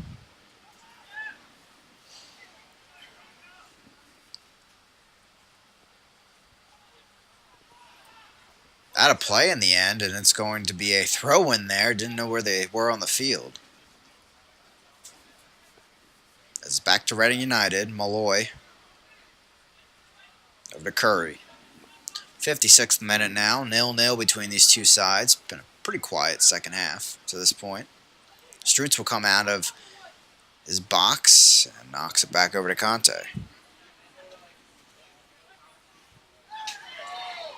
Bennett dragged down a bit there. No call from the referee as it's up and out of play. Throwing for the Villages SC.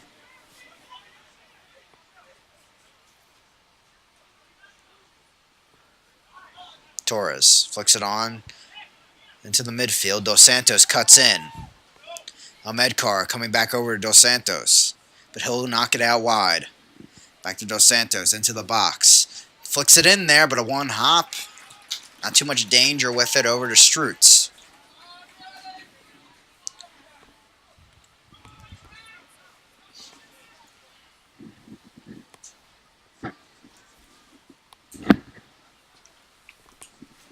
Work it out of the back with Strutz.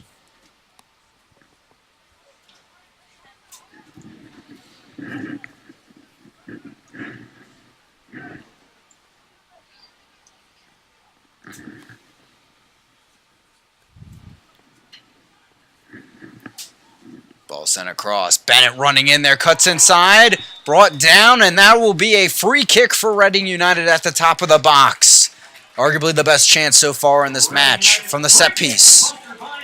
Well, right there, Bennett get right just outside the box, getting in the open space, and then the defender just comes right in and just pretty much just blocks him from keep going. And then there's another example of this game of actually the Village SC, their players throwing their bodies in front of these players and just shutting down these attacks.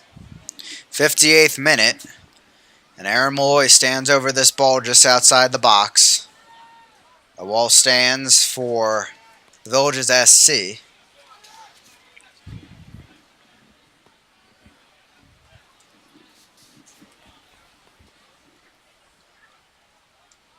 Six-man wall for the Villages SC. Make it a five-man wall now. Against Aaron Malloy. Drives into this one. A deflection there. Trying to clear it still. Malloy the volley. And again deflected out of the box. The Buffalo stave off the attack as they'll settle on the ball here. Malloy right there was unable to get it past the wall. And then he got another opportunity, but just right now Malloy just hasn't been able to get it back into any players. Through ball up ahead. Antonio couldn't get there, and it will go to Reading United on the foot of Kase now. Header forward. Gaio comes sailing in there. Miller lays it up. But right back to the Buffalo as Antonio settles it. Still rattling around. It's Maciel getting his really first attacking touches of this match. He'll line into this one. Sends it and deflected right off of Conte. It's a corner kick coming for the Villages SC. Well, right there, as it probably had to do with the fact that this Reading United team was pressed high up the field.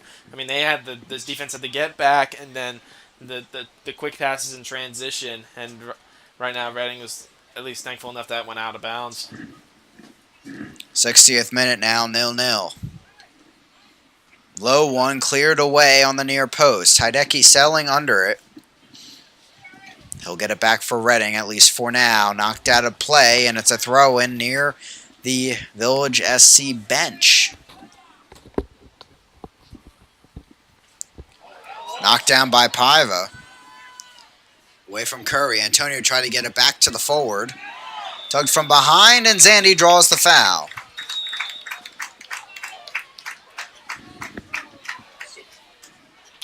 And it's a yellow card to William Pereira da Silva, his 4th here in 2018. Now 1 yellow card for each side. In the 61st minute, 0-0. A yellow card has been given to the Village's number 5, William Pereira da Silva. Yellow card given in the 61st minute of play. And just as a reminder, folks, we do a strawberry shortcake on sale at the concession stand, now down to $4 if you're so inclined. Free kick is taken by Strutz. Headed on by Elmedkar. Hideki chasing, but goes out of play for a Village's SC throw-in.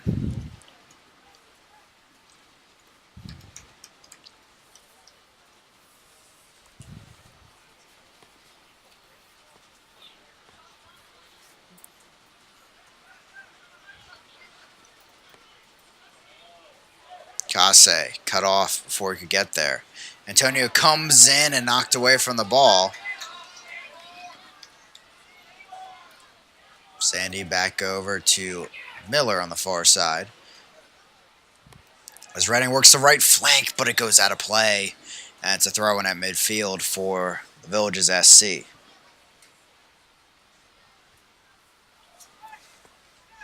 First substitution about to come for Reading United as this throw-in comes on the far side, out of play, back to Reading. It's going to be Matt Greer coming in shortly. Midfielder out there. We'll see who he comes in for.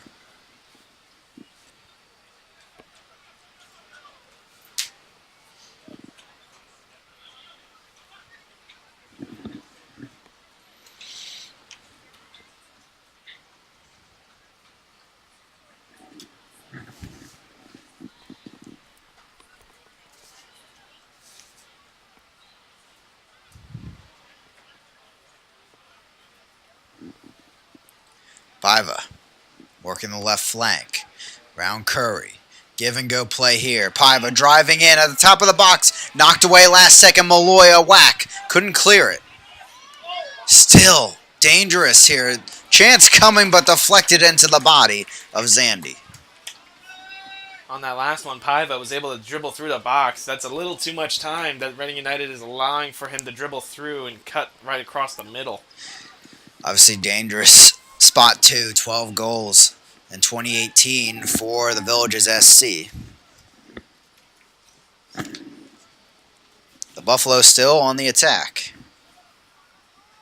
Pereira da Silva lobs us forward. This will head out of play and allow that substitution to occur. Also, Kieran Roberts standing by as well. So I'll have some words from the coaching staff of Reading United AC.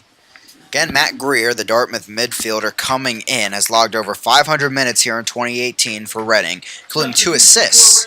It's Asana Kase coming off the winger, and Matt Greer coming in, and it looks like Hideki will, Matt Greer will go to the far side, Hideki also moving wide, as Elmedkar will come on this right wing spot. 64th minute. 0-0 between the Village's SC and Reading United AC. Two teams battling for a spot in the PDL Championship match. Out of play, throw-in for the Village's SC. Greer will provide extra midfield support for this Reading United team. He's done well so far as coming on as a sub, so we'll see what he does for this team. Medcar on chase. Driving into the box, but knocked away by Curry. As still Reading trying to clear it. Medcar putting it forward. Not too much contact, but just enough there to draw the foul. Free kick for Reading, as Kieran Roberts will now come onto the field.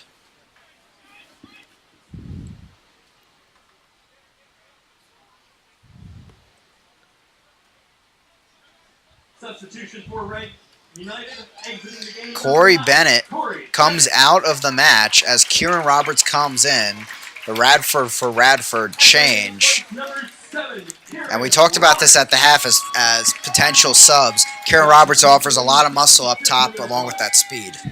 with his speed, and he's a very physical player, and he's been known for getting goals late in games. So right now he's the guy you want to keep an eye on for Reading, and obviously seeing him being at the forward position right now, I think that they just need some more fresh legs, and Bennett's done all he can. Yeah, and Roberts scored, I believe, a 93rd minute goal in that win over Myrtle Beach Mutiny that ended up proving to be the game winner once MBM came back the other way and scored soon after. No, yeah, that was a quick attack from Myrtle Beach to respond, and it was good that Kieran Roberts was able to put it away in a very exciting game of these playoffs. Medcar cutting to the outside through the legs there, trying to get back there, cleared away. Corner kick coming for the home side.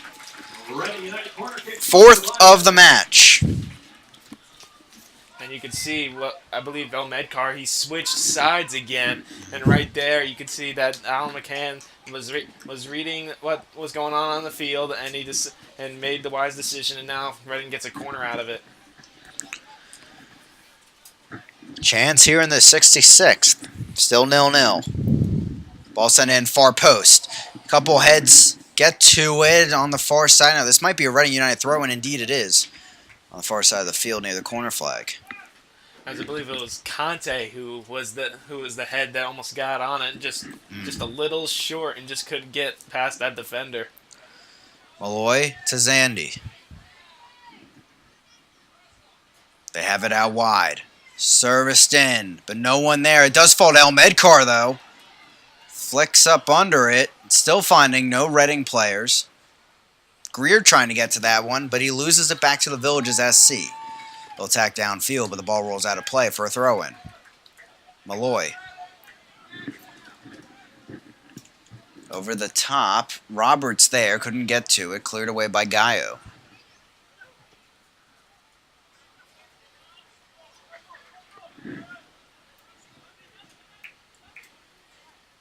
Torres working out of the back.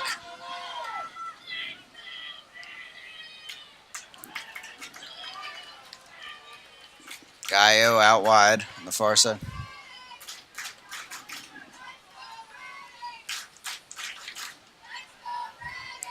There come the Buffalo, but Curry stops the through ball, knocks it over to Strutz. He'll have to kick it out of this. As Malloy flicks it on. Luckily, he's good at that and can get it out of that position. As Curry moves it up the right flank. Medcar. Ball over the top. Roberts on the run. One hops to McGlynn, who's just inside that box. 68th minute, 0-0.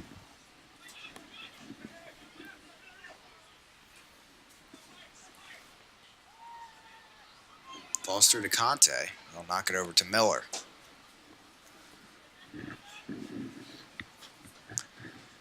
Zandy.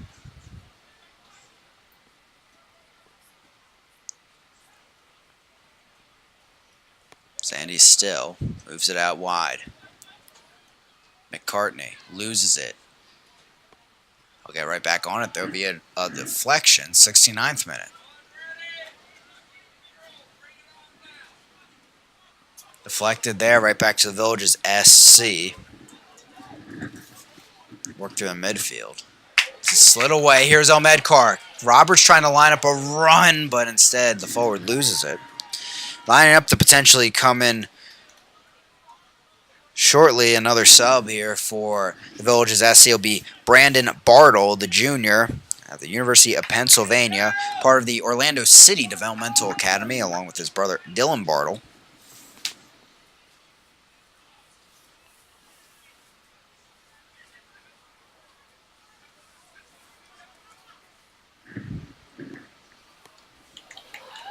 Paiva cutting through here, falls down, and a free kick awarded just outside the box. A dangerous spot here, and a yellow card issued to Lamont Conte.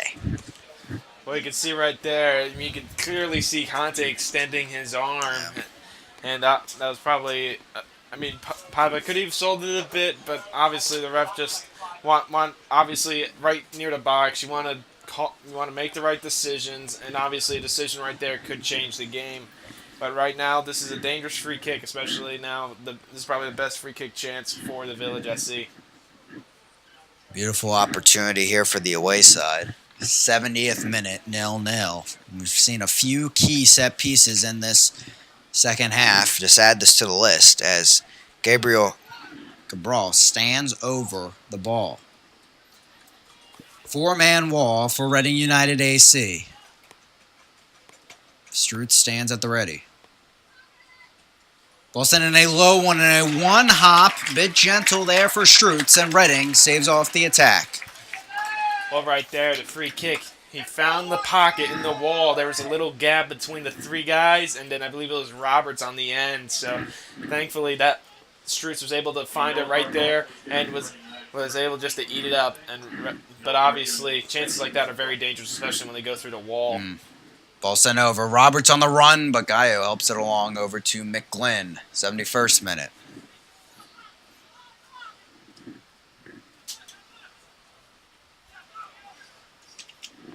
Gets well under this one, but no Buffalo will chase after it as it will fall right to the feet of Strutz.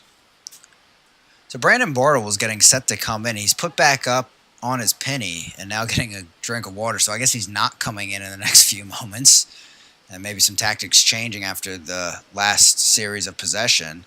As Roberts flicks that on into the chest there of Pereira da Silva, but no call from the referee as many fans thought they saw a handball here.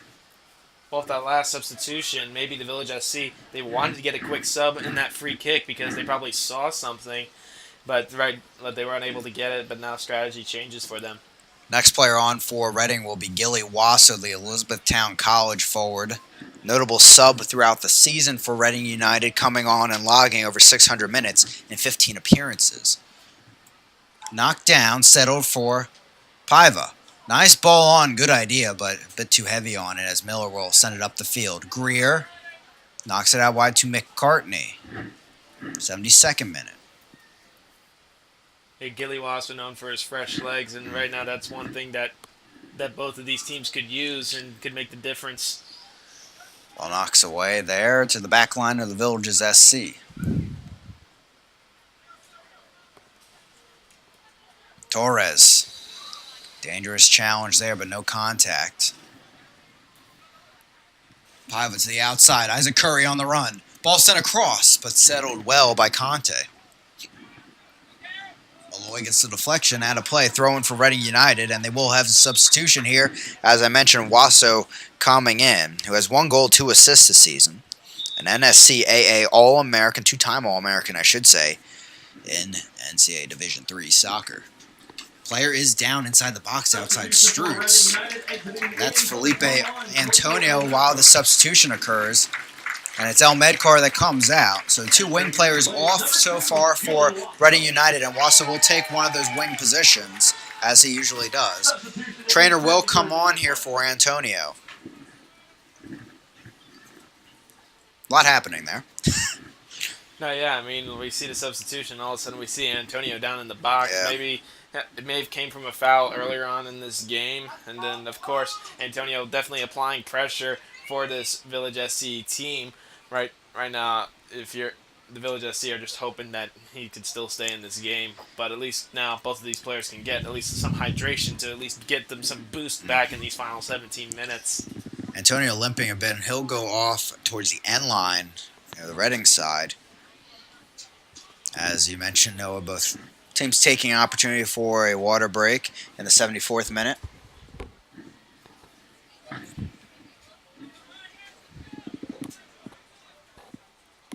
And the head referee saying, "Come on, guys, let's go." No, yeah, because I mean, the longer this break, the more stoppage time it adds. Yeah.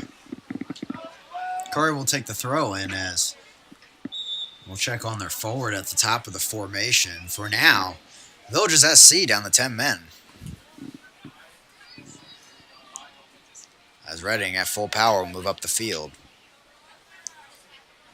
Brandon Bartle's back up talking to the coaching staff. We'll see if he comes in the next few moments. Yeah, it looks like the strategy changed, and he really did want to get him on, but now clearly the Village SC do need to make another substitution, possibly for Antonio. Which is a big loss. He's been strong out there. Here comes a chance there. Zandy trying to work it out wide. Gilly Wasso coming in. Couldn't get the ball off.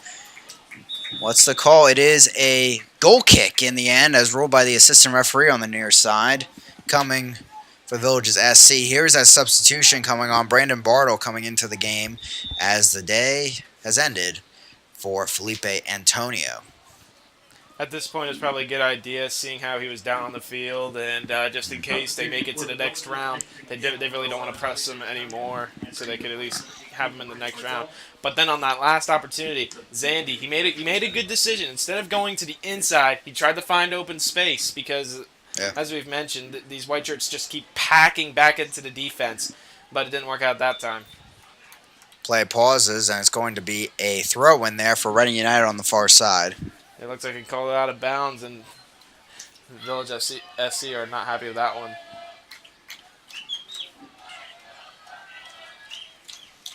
Malloy will work it out of the back.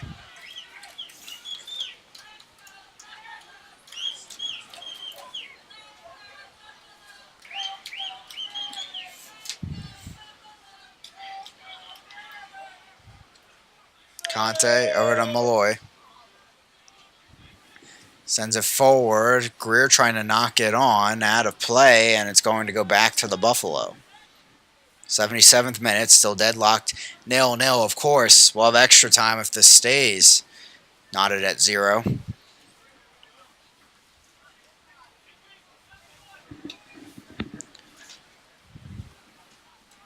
Wasso, interception on the far side, cutting back in, dodges a challenge. Still going. Gallo comes flying in there, and it sails away. And they give it back to the Villages SC after a brief pause there before the call. Paiva driving in there, but a last-second challenge by Curry keeps it back with Reading.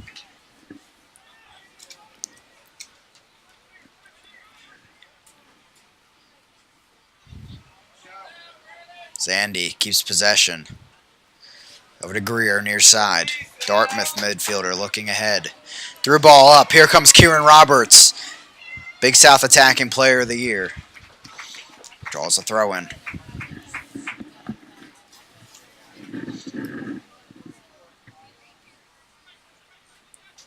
Hideki. Greer to his left. Tries to get it to Roberts, but Villages SC back with it. De Silva. Dos Santos. De Silva boots it downfield. Paiva settles it centrally. Reading, plenty of defenders back though. Serviced wide by Bartle. Maciel gets a touch in there as Villages SC just look to bunker in a bit here. Try to get some possession under their belt as Paiva takes over on the left flank.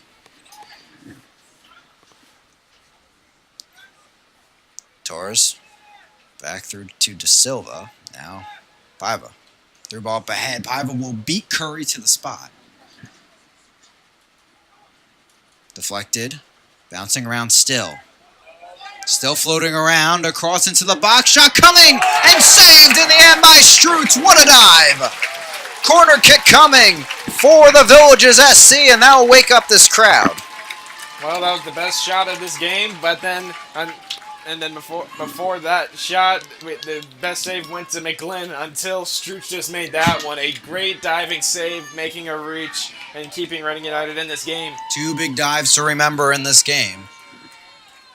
Ball sent in well over the entire pack. This will one hop. Kicked back out of play. Goal kick for Strutz. And Reading United, they stave off the attack here in the 79th. But yeah, wide, like right in the box. He had the shot. It was on goal. But you got to give credit to Bennett Strutz. Just a good save, and he's just continuing his dominance as a goalie for Reading United. There comes the right back Curry all of a sudden, streaking downfield. Knocked out of play, thrown for Reading United in the final third. They're right back to it.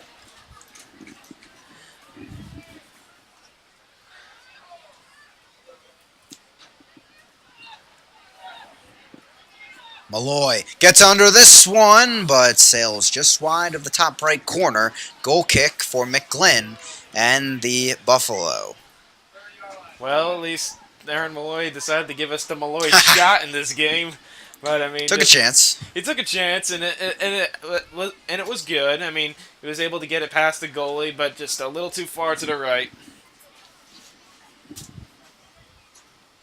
80th minute, 0-0 still. Plenty of great chances and great saves in this match. Malloy heads it forward, but Robert's not there as Gallo continues his sliding ability out there.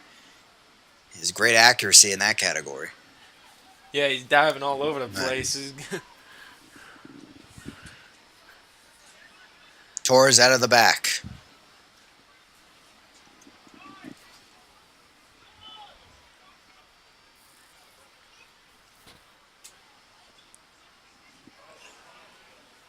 Roberts over to Hideki.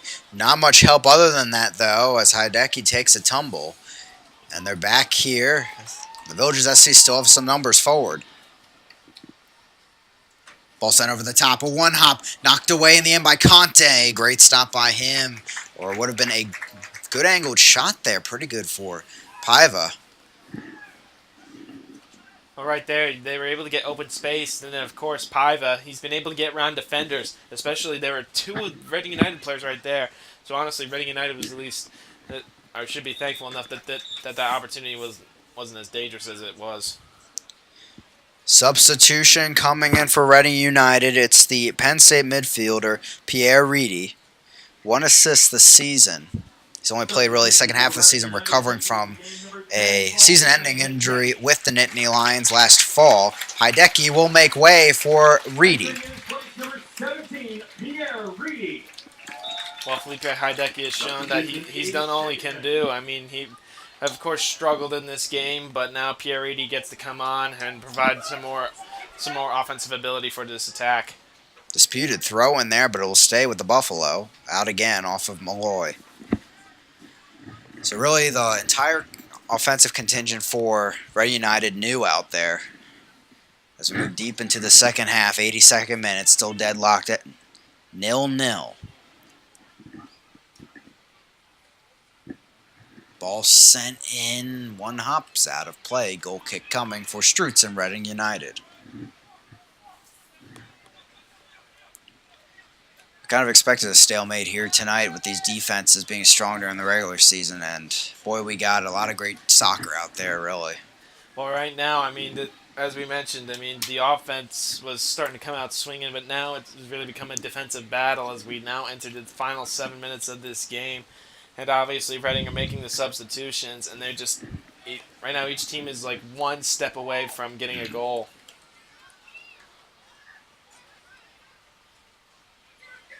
Conte.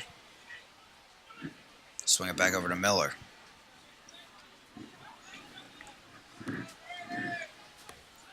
'83rd minute.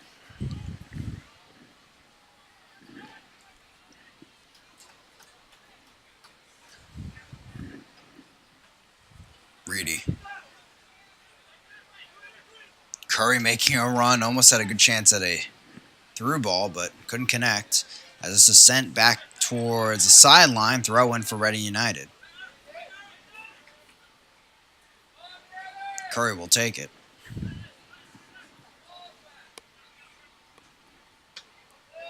Flick the back up out of play into the stands. Another throw in for Reading United.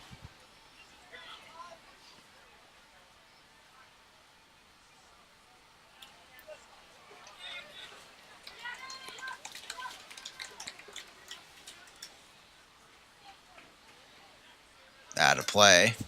Villagers SC back with it.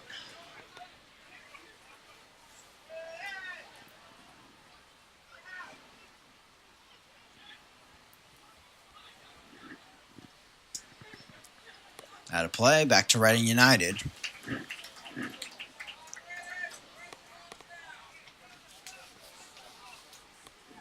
'85th minute. Both teams settling in here.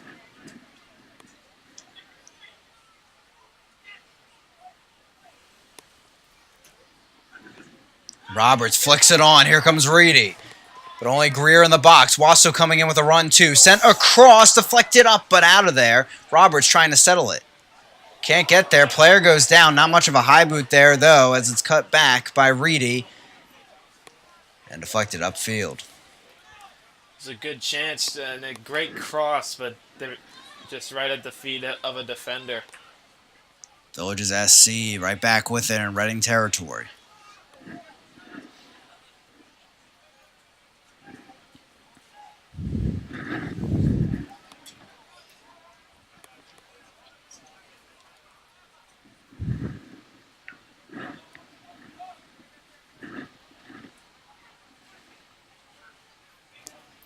Over the top, but no one making the run for the Buffalo, as Conte will come over and take over. 86th minute. Of course, still 0-0. Here in this PDL semifinal.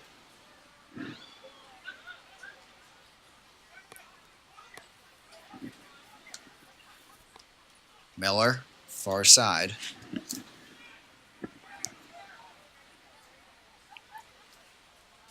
Giving the ball away on the pass over to Malloy. Maciel there, stealing it. McCartney will come back, though. The left back helping out, and it's over to Strutz.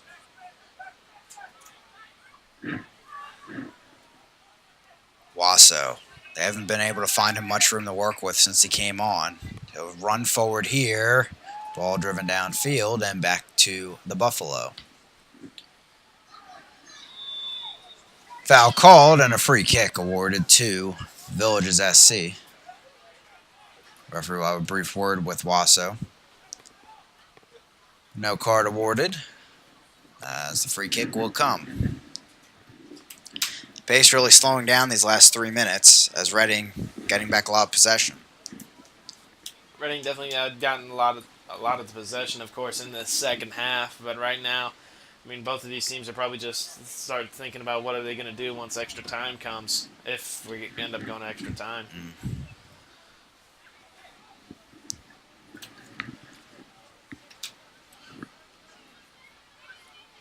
Reedy comes back, steals it.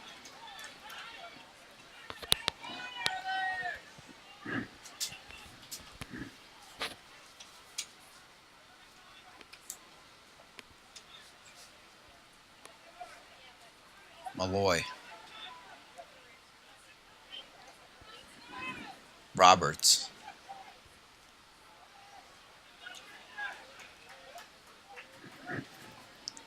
Roberts again. Reedy. Reedy sends it in. Bending ball. Wasso there on the back post, but couldn't get there. It's headed away. Villages SC back with it. They'll get around McCartney, but Miller comes right up to it. I'll touch it back into play as Strutz will take over.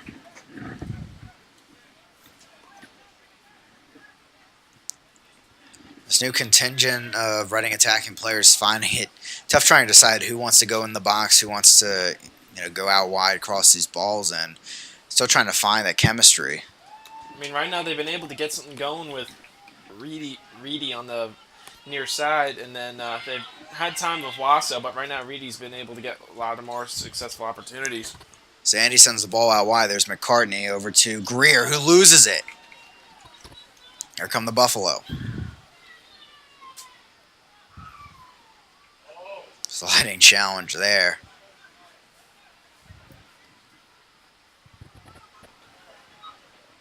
Paiva, ball over here. A chance for Cabral, but he goes down before he could get good contact. Taken over by Strutz. Right now, the Village SC, of course, they were taking advantage of that open space. Were able to get an attack as they were able to start that run right through the middle, and then they were able to find Paiva on the near side, and then he was able to make the chip to one of his guys, and then they practically got a good chance on goal almost. Excuse me, that was Gabe Torres with the chance there. Ball sent over, and Lopes will scoop it out of there, luckily.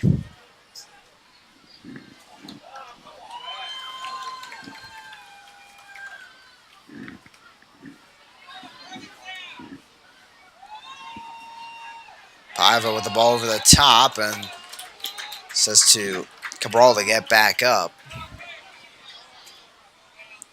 Challengers a bit away from the ball. 90th minute, still waiting on word on stoppage time. Still 0-0. And not too many signs of it. Missing out, but Malloy tries it out from deep, and if that was on target, he would have probably caught McGlynn off his line, and he might as well at this point. Tried to do one of those long-distance shots we've seen in the European leagues, of course. They've gone in before, as you've seen goalies come off their lines. It would have been funny if Malloy would have done that. McGlynn back with the goal kick now, and both these teams settling down. Headed down, Roberts comes on. Back in, Greer works it wide. Roberts out wide. Ball sent across, but no one there to collect it as Wasso came running in centrally. Out of play, and a throw incoming. It was a great run there by Reedy. It's just the cross went a little too high and far past everyone, and it just didn't work out.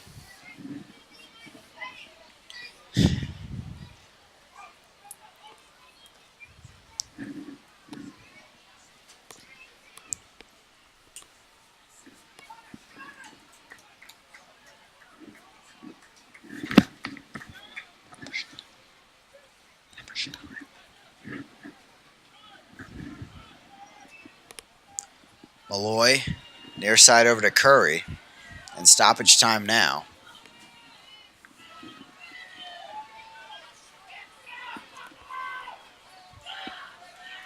Curry settles it for a throw-in. Zandy, there's plenty of room on that left flank. That's where they're going to go. Wasso, cutting in. McCartney was out wide of him. He doesn't go that way as Greer lets it on. Malloy trying to stay with it. Still challenge coming. Here's Reedy. Driving in, looking for a cross. He'll cut back. Sends it in. Looking for the heads, but this one goes high. Goal kick, McGlynn. It was good that Malloy and Reedy were able to keep that alive, and then they were able to get a head on it. Just they need to get their head at least a little more over the ball and just try and get it more on net on that last one. So during the other Reading attack, they did announce stoppage time. We missed it in the build-up, but it will be 4 minutes. So probably at the 3-minute mark of that so far. So the tension's building up so much, we almost forgot how much time was left. It was bad timing. Ball out of play. Villages SC will get the throw-in. Impending extra time if neither team can find an answer to this deadlock.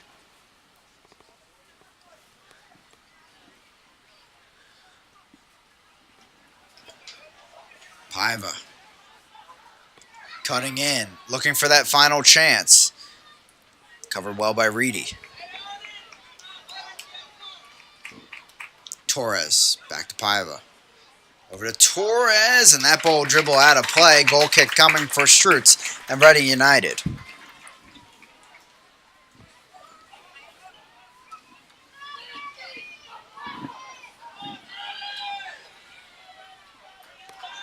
Back to Malloy.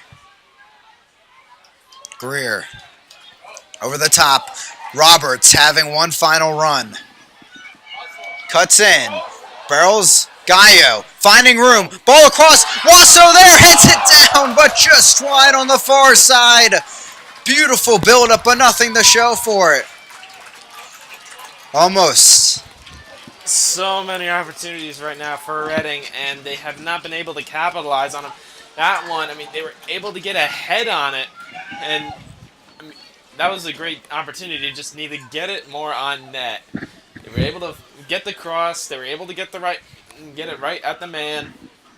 Just unable to get it on net. McGlynn sends us off into the night. Roberts couldn't get the header there. Undercut Gallo a bit, but a throw in for Reading United AC. Reedy will take it. As Roberts goes down there away from the play. Back pocket is coming. Referee was reaching for the back pocket there.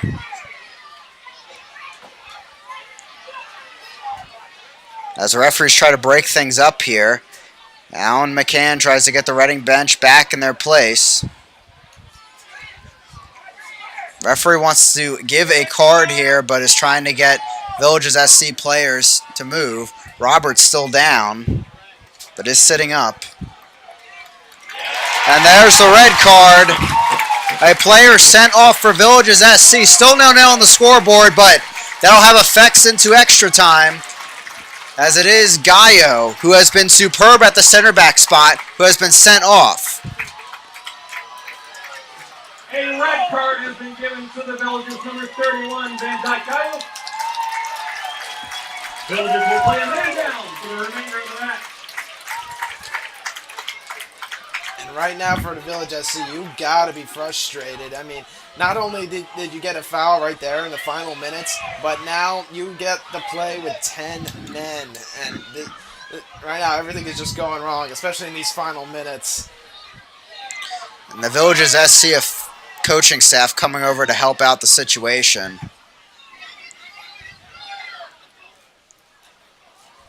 After the player will not leave the field. But nonetheless, as you mentioned, big storyline in this match. It's been deadlocked, but that will certainly change things. A red card issued to Gallo. Contact away from the play. And certainly we were probably about a whistle blow away in the next few seconds from extra time. But now we got to see how much time there really is left in this match. And this free kick here might be it until extra time. But first off, the referees trying to get control of this match once again.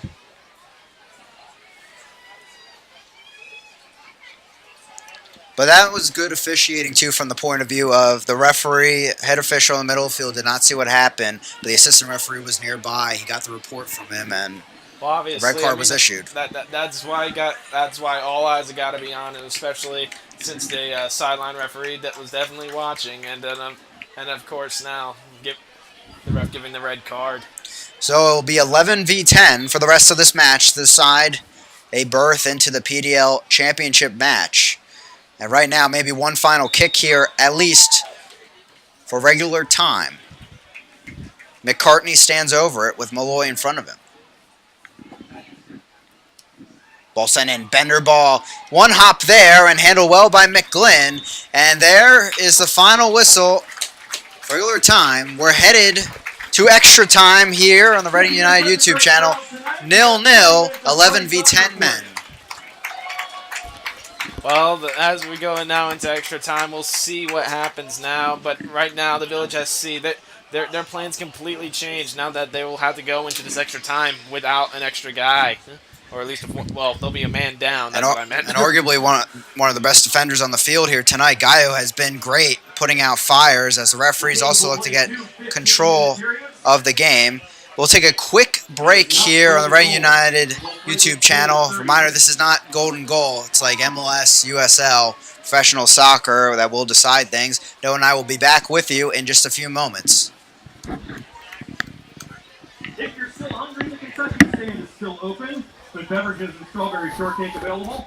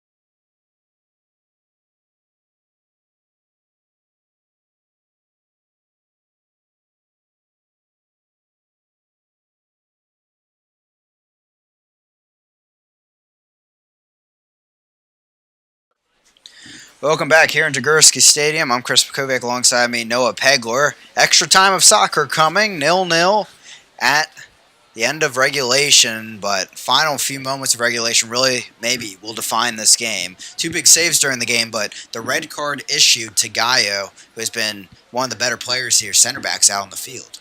He definitely was making an impact in this game, and then right there at the end of at the end of regulation, he was not happy with that undercut by Roberts, and he let Roberts know how he felt about that one, and of course this. And what? And then also, meanwhile, during this, and then while, and then of course the sideline referee, of course, making the call, and then and then Guy, of course, just losing his cool after the red card was given to him, and then right now, the Village SC, of course, creating a lot of opportunity. We're getting the opportunities in this game, but now, as we go into extra time, their plans, of course, change now, because they're probably now just going to wait for penalties, because, I mean, I don't know how much offensive strength they still got left now that they're playing down a man.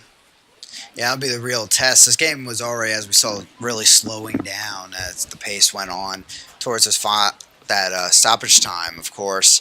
And then a moment like that happens, it energizes the players, both sides energizes the crowd. So see how things going here, as we have, no matter what, there's two 15-minute periods. So no matter what, we're having 30 minutes of soccer added on, and it's 11v10 out on the field.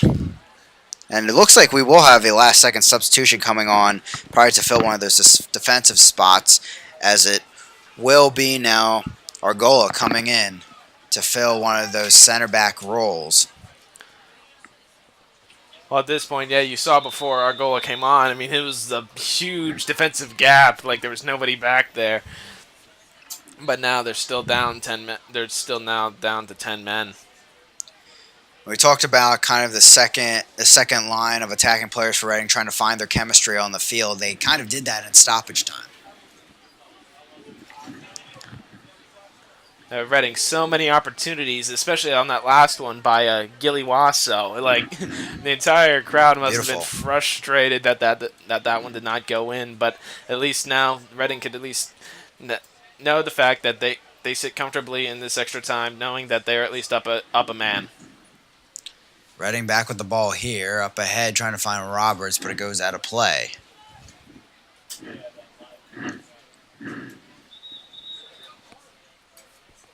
Just an update, technically, we do not have a extra time clock in our possession, so we will be giving updates every minute about the status of the clock. De Silva came off in the end. On that substitution, as fans race back to their seats still. They're in the 92nd of this extra time.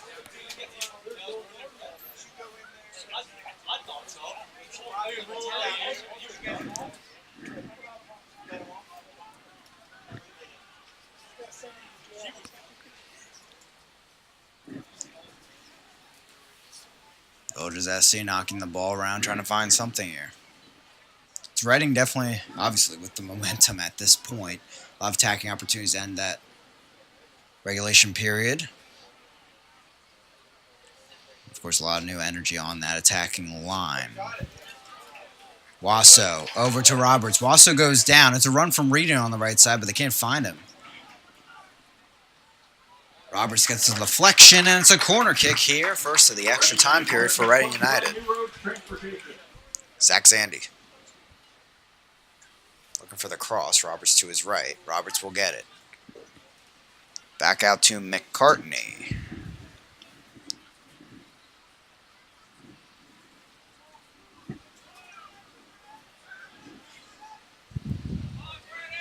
Malloy.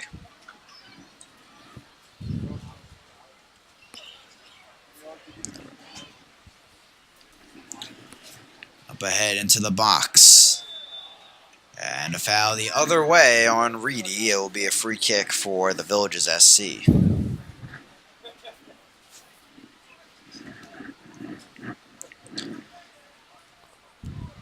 Heading into to the 4th minute of this first period of extra time. Gorgeous night here for some extra soccer, and stands still packed. 11v10 on the field if you're just joining us. The Gallo red card during stoppage time. Wasso, quick spin move and deflection out of play on Villages SC. It'll be a Reading United throw-in. Zandy. Conte. Back to Zandy. Malloy now.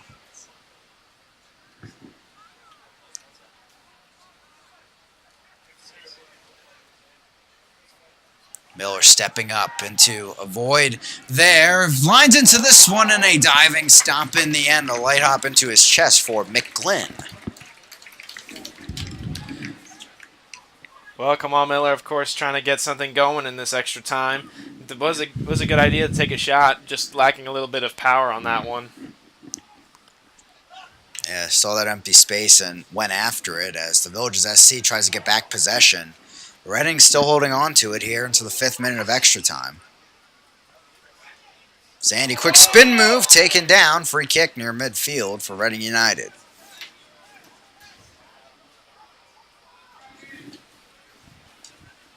Miller.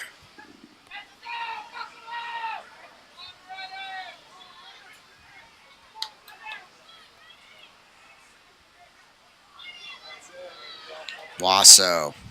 Tackled from behind, free kick coming. The referee will have a word here.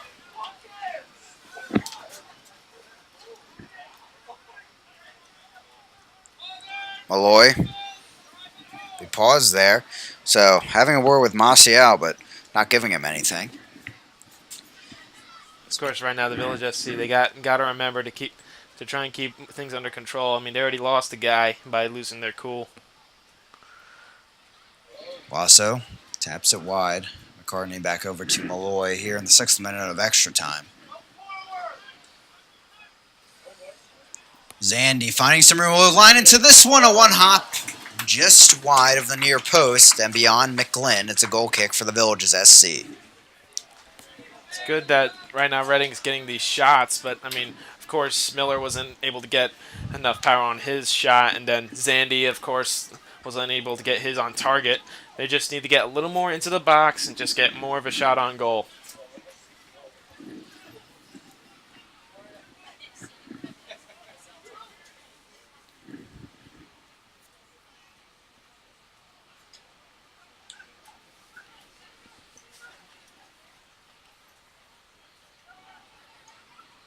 Lob over the top. Trying to find Paiva. He settles it on. Cabral. Knocks it forward. Chance here for the Villages SC. Cabral coming in, keeping it just beyond the end line, but out of play in the end for a goal kick. Limp here from the Reading United player. That's Conte there, slowing up a bit. On that last one, it was another example of what the Village SC have been able to do in this game, is it's quickly counter against this Reading defense, which is pressed high up the field. Zandy cuts back inside. No foul there as Zandy went to the turf. The Buffalo back in possession. 8th minute of his first extra time period. Foul called on Reading, and it's a free kick for the Villages SC. Brandon Bartle drawing the foul.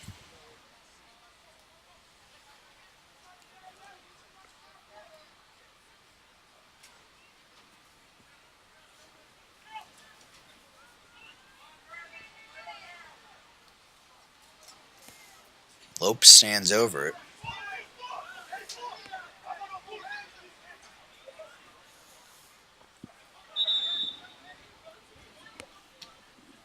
He'll drive it to the far side of the field.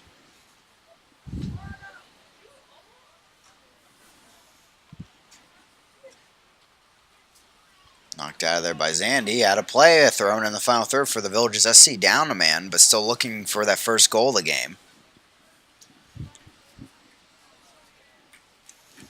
9th minute now. It's extra time period. Mo Conde getting set to come in for Reading United AC.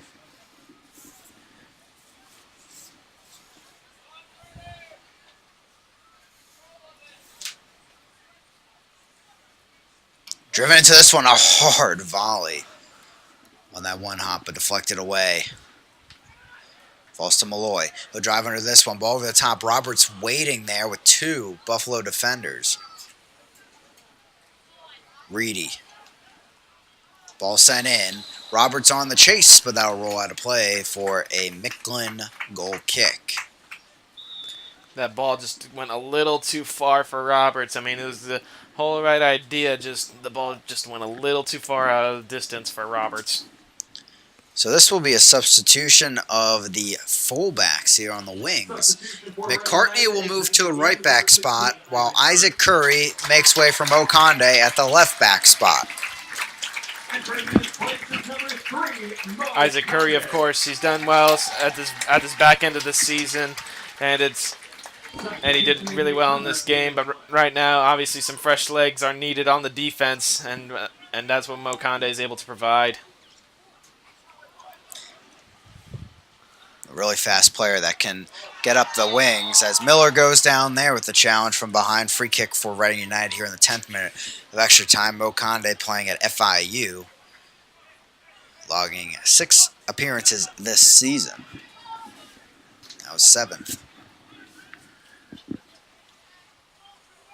Deflected back. Buffalo back on the attack. Driving forward here. A chance, flick over the top, and just wide. An amazing chance for the Buffalo, but it goes awry. Everyone in this stadium waiting for that to float in, and it's an inch wide, and that a huge break for Reading United AC. I mean, on that last opportunity, you just see him dribble through, gets past the defense, only has Strutz to beat, gets it around him. Everyone literally held their breath as it was going right towards the net, but just went a little right. Villagers SC may be down a man, but they're certainly not out in this one. Give him credit for putting up a fight. Ability to go on transition in this. It's the 11th minute in extra time. Wasso sinks it through there. Back heel. Going forward. Bastos just gets enough on that one to keep it away from Conde. That's headed back over to Conte. Malloy. Zandy. Back over to McCartney.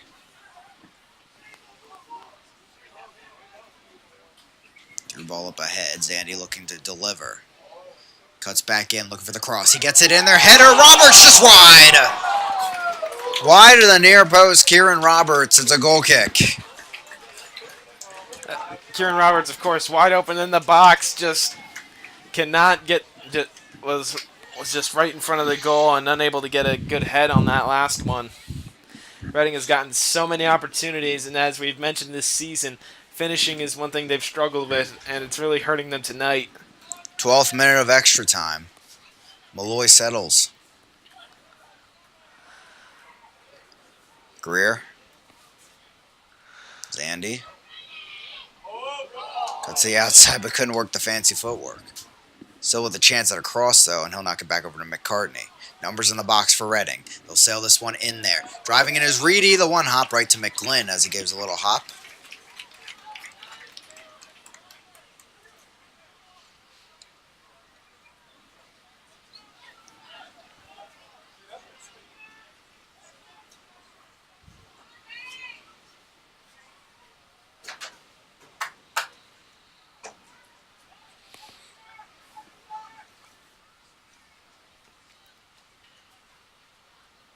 Cabral. Working away from Wasso. Late contact, and they're going to award a free kick.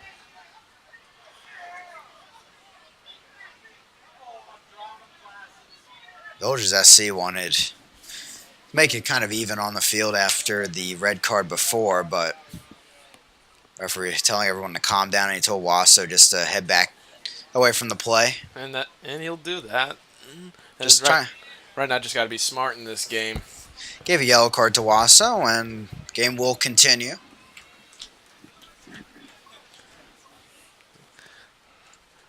But we got to watch it. Like right now, both these teams have really got to be careful as we're coming halfway through this extra time.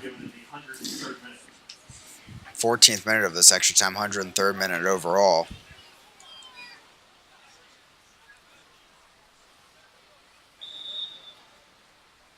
Yellow card logged in the 103rd, that is. Ref, let's go! Lopes gets under this one.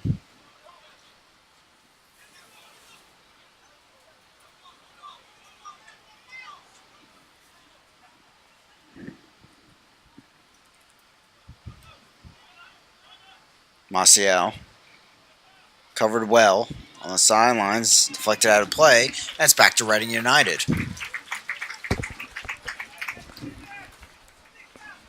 Malloy trying to keep it away from Bartle. He does.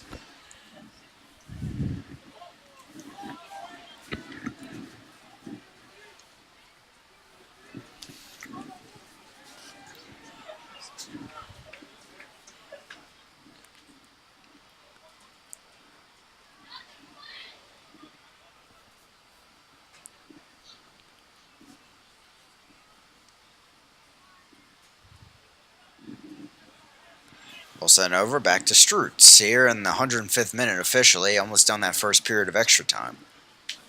Conde. Out of play. The Village's sideline. Bastos will have the throw in.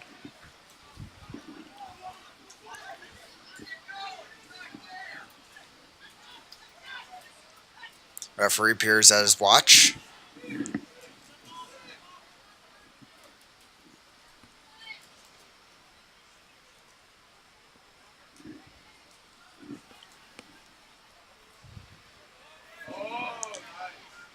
Challenge there by Reading. And that'll be the whistle for the first period of extra time. 0-0 still here, 11v10 on the field, as you can definitely see some heavy legs out there. Well, give a lot of credit to this Village SC team who have been able to still put up a fight, even being down a man. Right now, Reading, they've got to use the substitutions that they've made, and they've been getting plenty of opportunities, especially that last one with Roberts, which everyone was got to be frustrated about by the fact that it didn't go in. But right now, we'll see what happens with these next 15 minutes, or otherwise, we could be going to penalties. Yeah, great chances for both sides, and for the Buffalo finding their chances. They're not just trying to hold out here for penalties. They're trying to find their opportunities. That will take just a quick breather here as we pause for the final portion of extra time. Otherwise, we're headed to penalties.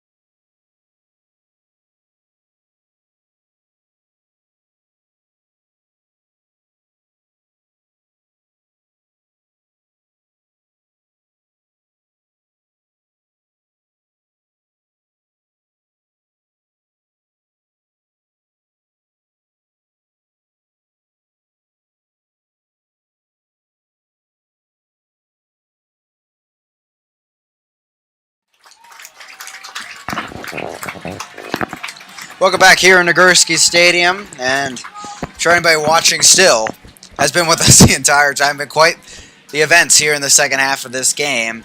11v10 after the red card to Gallo in probably the 90+4 minute area.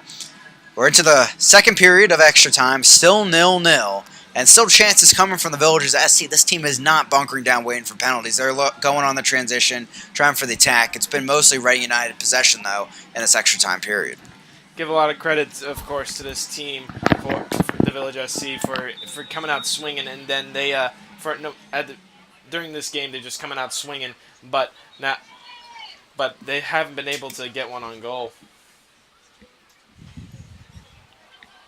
Well settled for Roberts, but now Torres.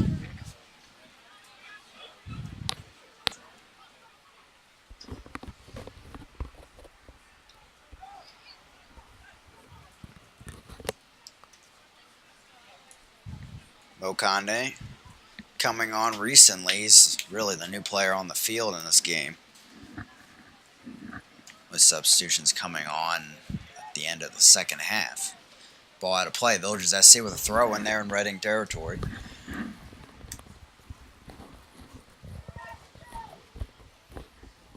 Ball out wide, looking for that cross. Can't find it yet. Bodied out of play by Mokande, and it's a goal kick for Strutz and Reading United. Deep into the Reading Knights still. Fans sticking it out. Great crowd here tonight. Packed stands here at Wilson High School. Well, I mean, so far this game has proven you do not want to miss a single moment, because something interesting is always happening. And honestly, this is a good game to watch for a semifinal. Yeah, fantastic battle overall if you're a bipartisan soccer fan. If you're invested in one of these teams, it's been short to say gut-wrenching. Especially for Village SC. For sure, playing down a man, but still fighting true. As they'll steal the ball back there. Malloy trying to get it back for Reading, though. Paiva. Back through the defense, Argola. And to McGlynn. About to enter the third minute of the second extra time period. 118th overall. Over the top, but no one making the run, and Reading will get the ball back here. McCartney heads it back over to Strutz.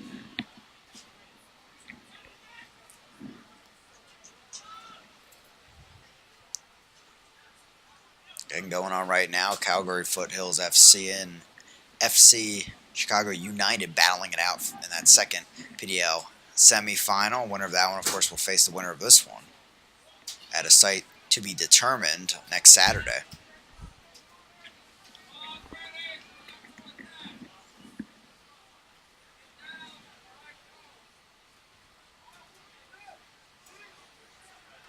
Zandy stepping up.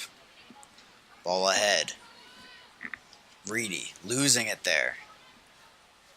It's Villagers SC trying to work it out of the back.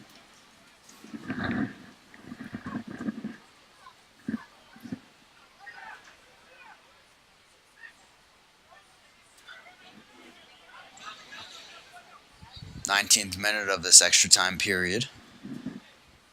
Play a total of 30. Wasso winning it back, but miscommunication with Roberts. Wasso will run forward, but he's facing four defenders. Back over to Roberts. Radford forward, looking ahead. Ball sent across. McLean comes diving out. No one really threatening on the end of that one, and the keeper will have it. It was good work by Wasso and by Roberts, and then it was a good cross, but and of course it just McGlynn, of course, receiving it right there. Play is really slowed down here. As both teams clearly having some tired legs out there. Maybe still some goals to be had. Scoreless still as we approach the 20th minute of this extra time period. Bartle. Torres. Looking to move upfield. He does with the ball over the top. Headed back the other way, though, by Conde. Reedy back to Conde, and he'll have to work it all the way through the back of Miller. Malloy, probably looking for McCartney, but he'll slide upfield instead with a bit of a fake on the look. Matt Greer back to his feet after slipping. Near side, kept in play by Wasso. McCartney over to Malloy. Conte. That last chance right there showed that both of these teams are a little exhausted going into these final minutes of this game. About to be the 21st minute of extra time, close to a handball there, but Reading keeps it in play with a no call. Boconde loses it there on the pass. Reedy can't get it back either as the Villagers SC in possession.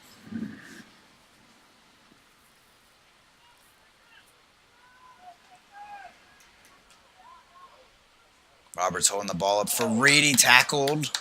No call from the referee. Another challenge there, and that will be brought back. Free kick going to the Villages SC.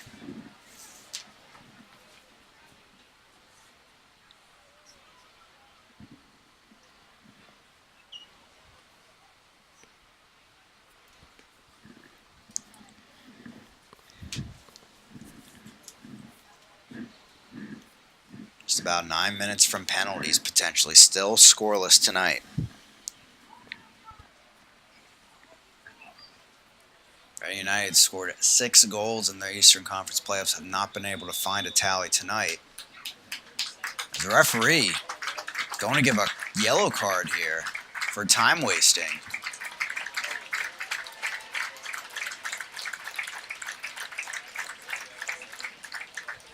So he's definitely aware of that going on.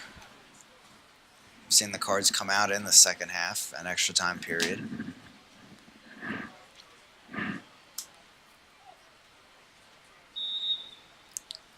Assuming that's Lopes over there. Got the yellow card. And the center back duo with Argolo right now.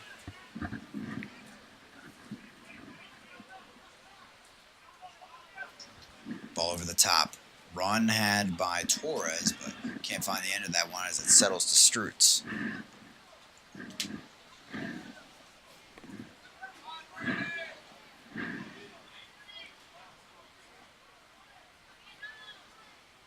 Greer out to Miller.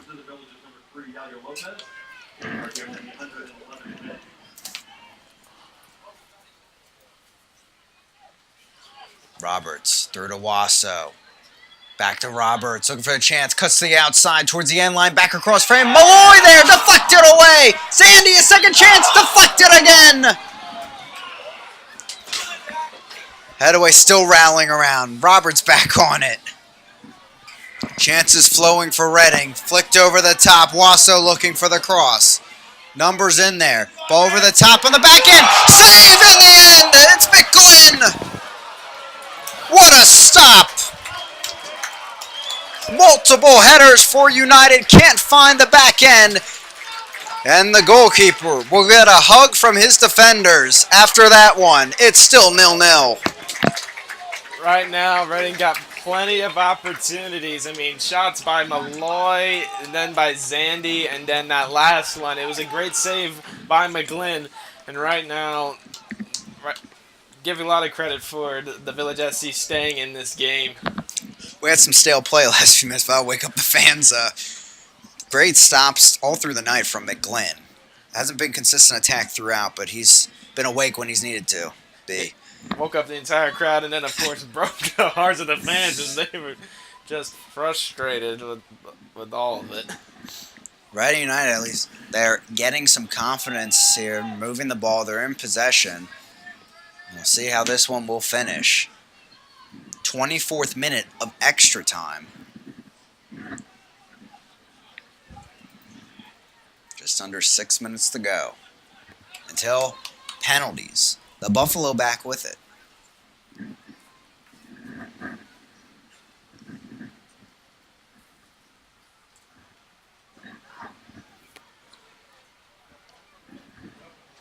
Lopez all the way in the back.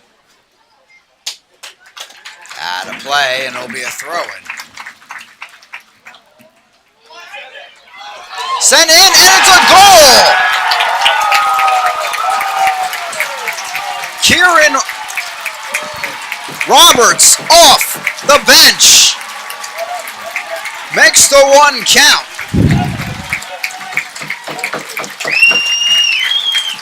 That was a good goal by Kieran Roberts, of course. And right now, just like in Myrtle Beach, scoring a goal late in the game. And right now, He just forgetting, Reading United getting the chance off of the throw-in. And right now, with a couple minutes left, that could be the difference in this game.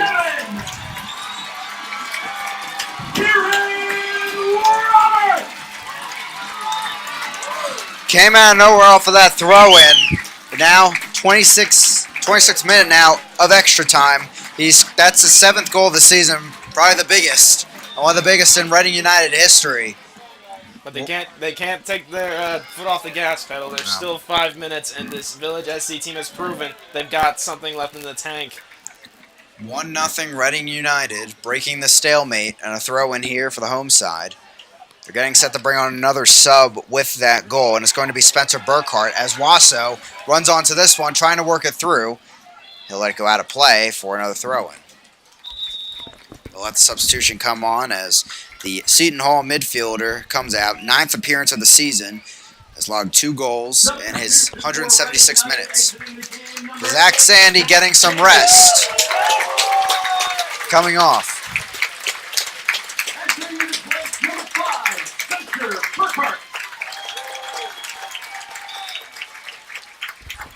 Substitution in the 116th minute of play. Burkhart touches it out of play, throwing for the Villages SC.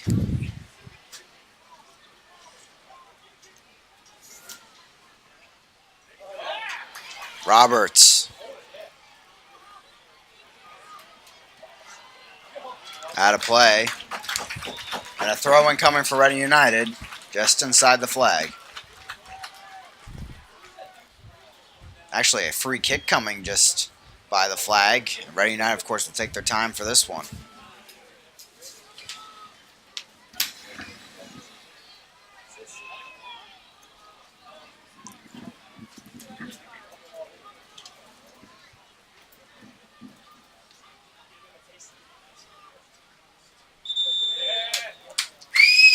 There comes a yellow card for dissent. That might be Cabral.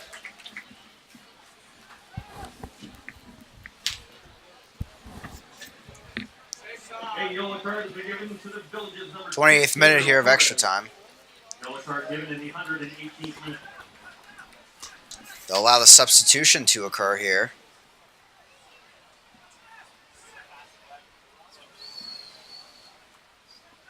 I'm still waiting to see who that is. Coming on, though, for the Villages SC will be Kerry DaCosta, 7th appearance of the season.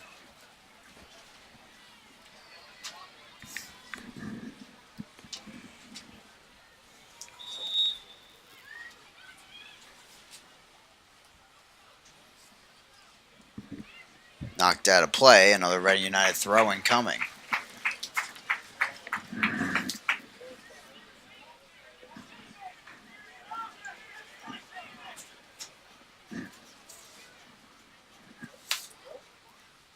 Wasso keeps it in play. Deflection still battling for it. It's cleared downfield.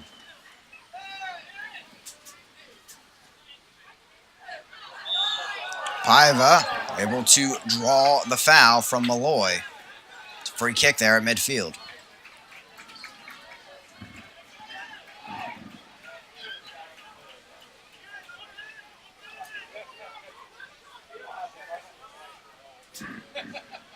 Lopez will take it.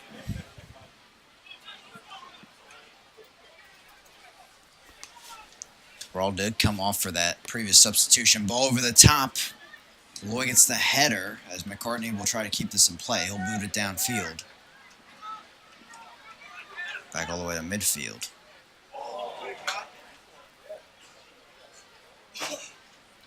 Ball over the top. Headed back by Malloy. Here's Burkhart. Up to Roberts.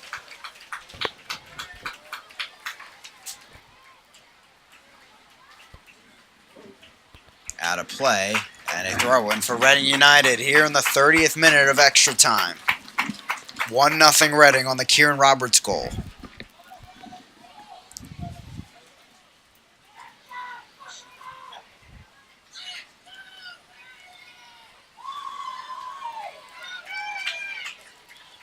Out of play, goal kick here from McGlynn and the Villages SC.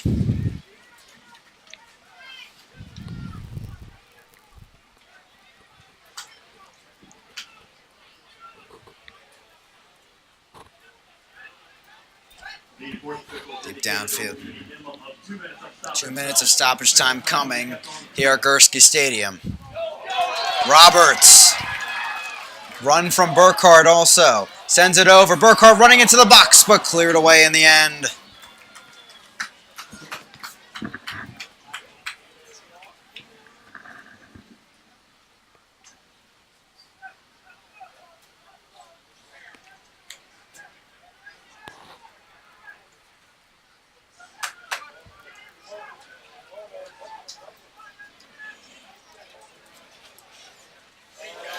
Deflected off of Malloy, out of play.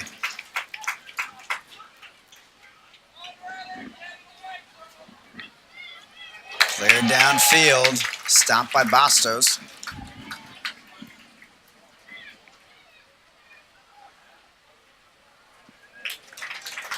Out of play. Goal kick coming for Strutz as fans look up at the clock.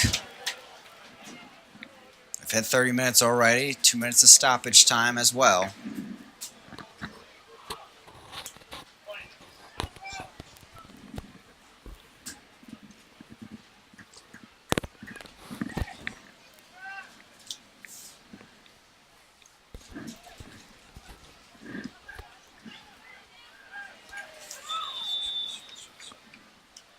Strutz gets under this one. Chance here for the Villages SC. Ball over. Trying to find Paiva. Up and out of play. It's a throw in for the Buffalo. Ball sent in. Still around. Paiva back over. Chance coming from the top end, just one hops wide. A goal kick coming for Reading United. Was that the last chance they had to stave off? Well, that was a good chance right there for the Village SC. I mean, they've been playing all game long, even down to 10 men.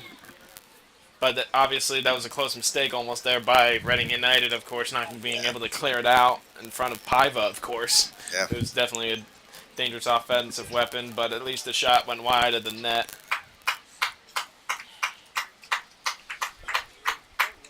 Wilson over, out of play, throw in for the Villages SC.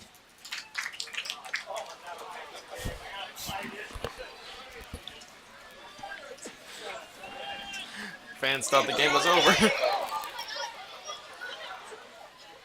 Knocked down, Chance knocked over, but off frame. And there's the final whistle. The Villages SC fighting till the end, but Reading United for the first time is headed to the PDL Championship match. And a tough 1-0 victory in extra time. That just adds to the excitement of these PDL playoffs. Reading United, of course, now getting the chance to play for the national title of the PDL. In a well battle-tested game, but between both of these teams, both of them fighting to the end, literally, and give a lot of credit to this Village SC team who just wouldn't stop fighting. But of course, Reading coming out as the victor, and especially for Kieran Roberts, who has definitely been a difference maker this season, scoring goals all season long, and of course, scoring goals late in the games when it means most. Incredible match overall for soccer fans out there. 1-0.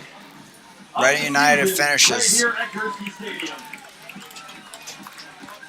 An incredible crowd too. It's been a fun night overall, and you hate to say it to a team like the Villages SC that they fought really hard till the end, but they did. They were down a man. You had the world against you entering extra time, but they had so many chances in that second half of extra time.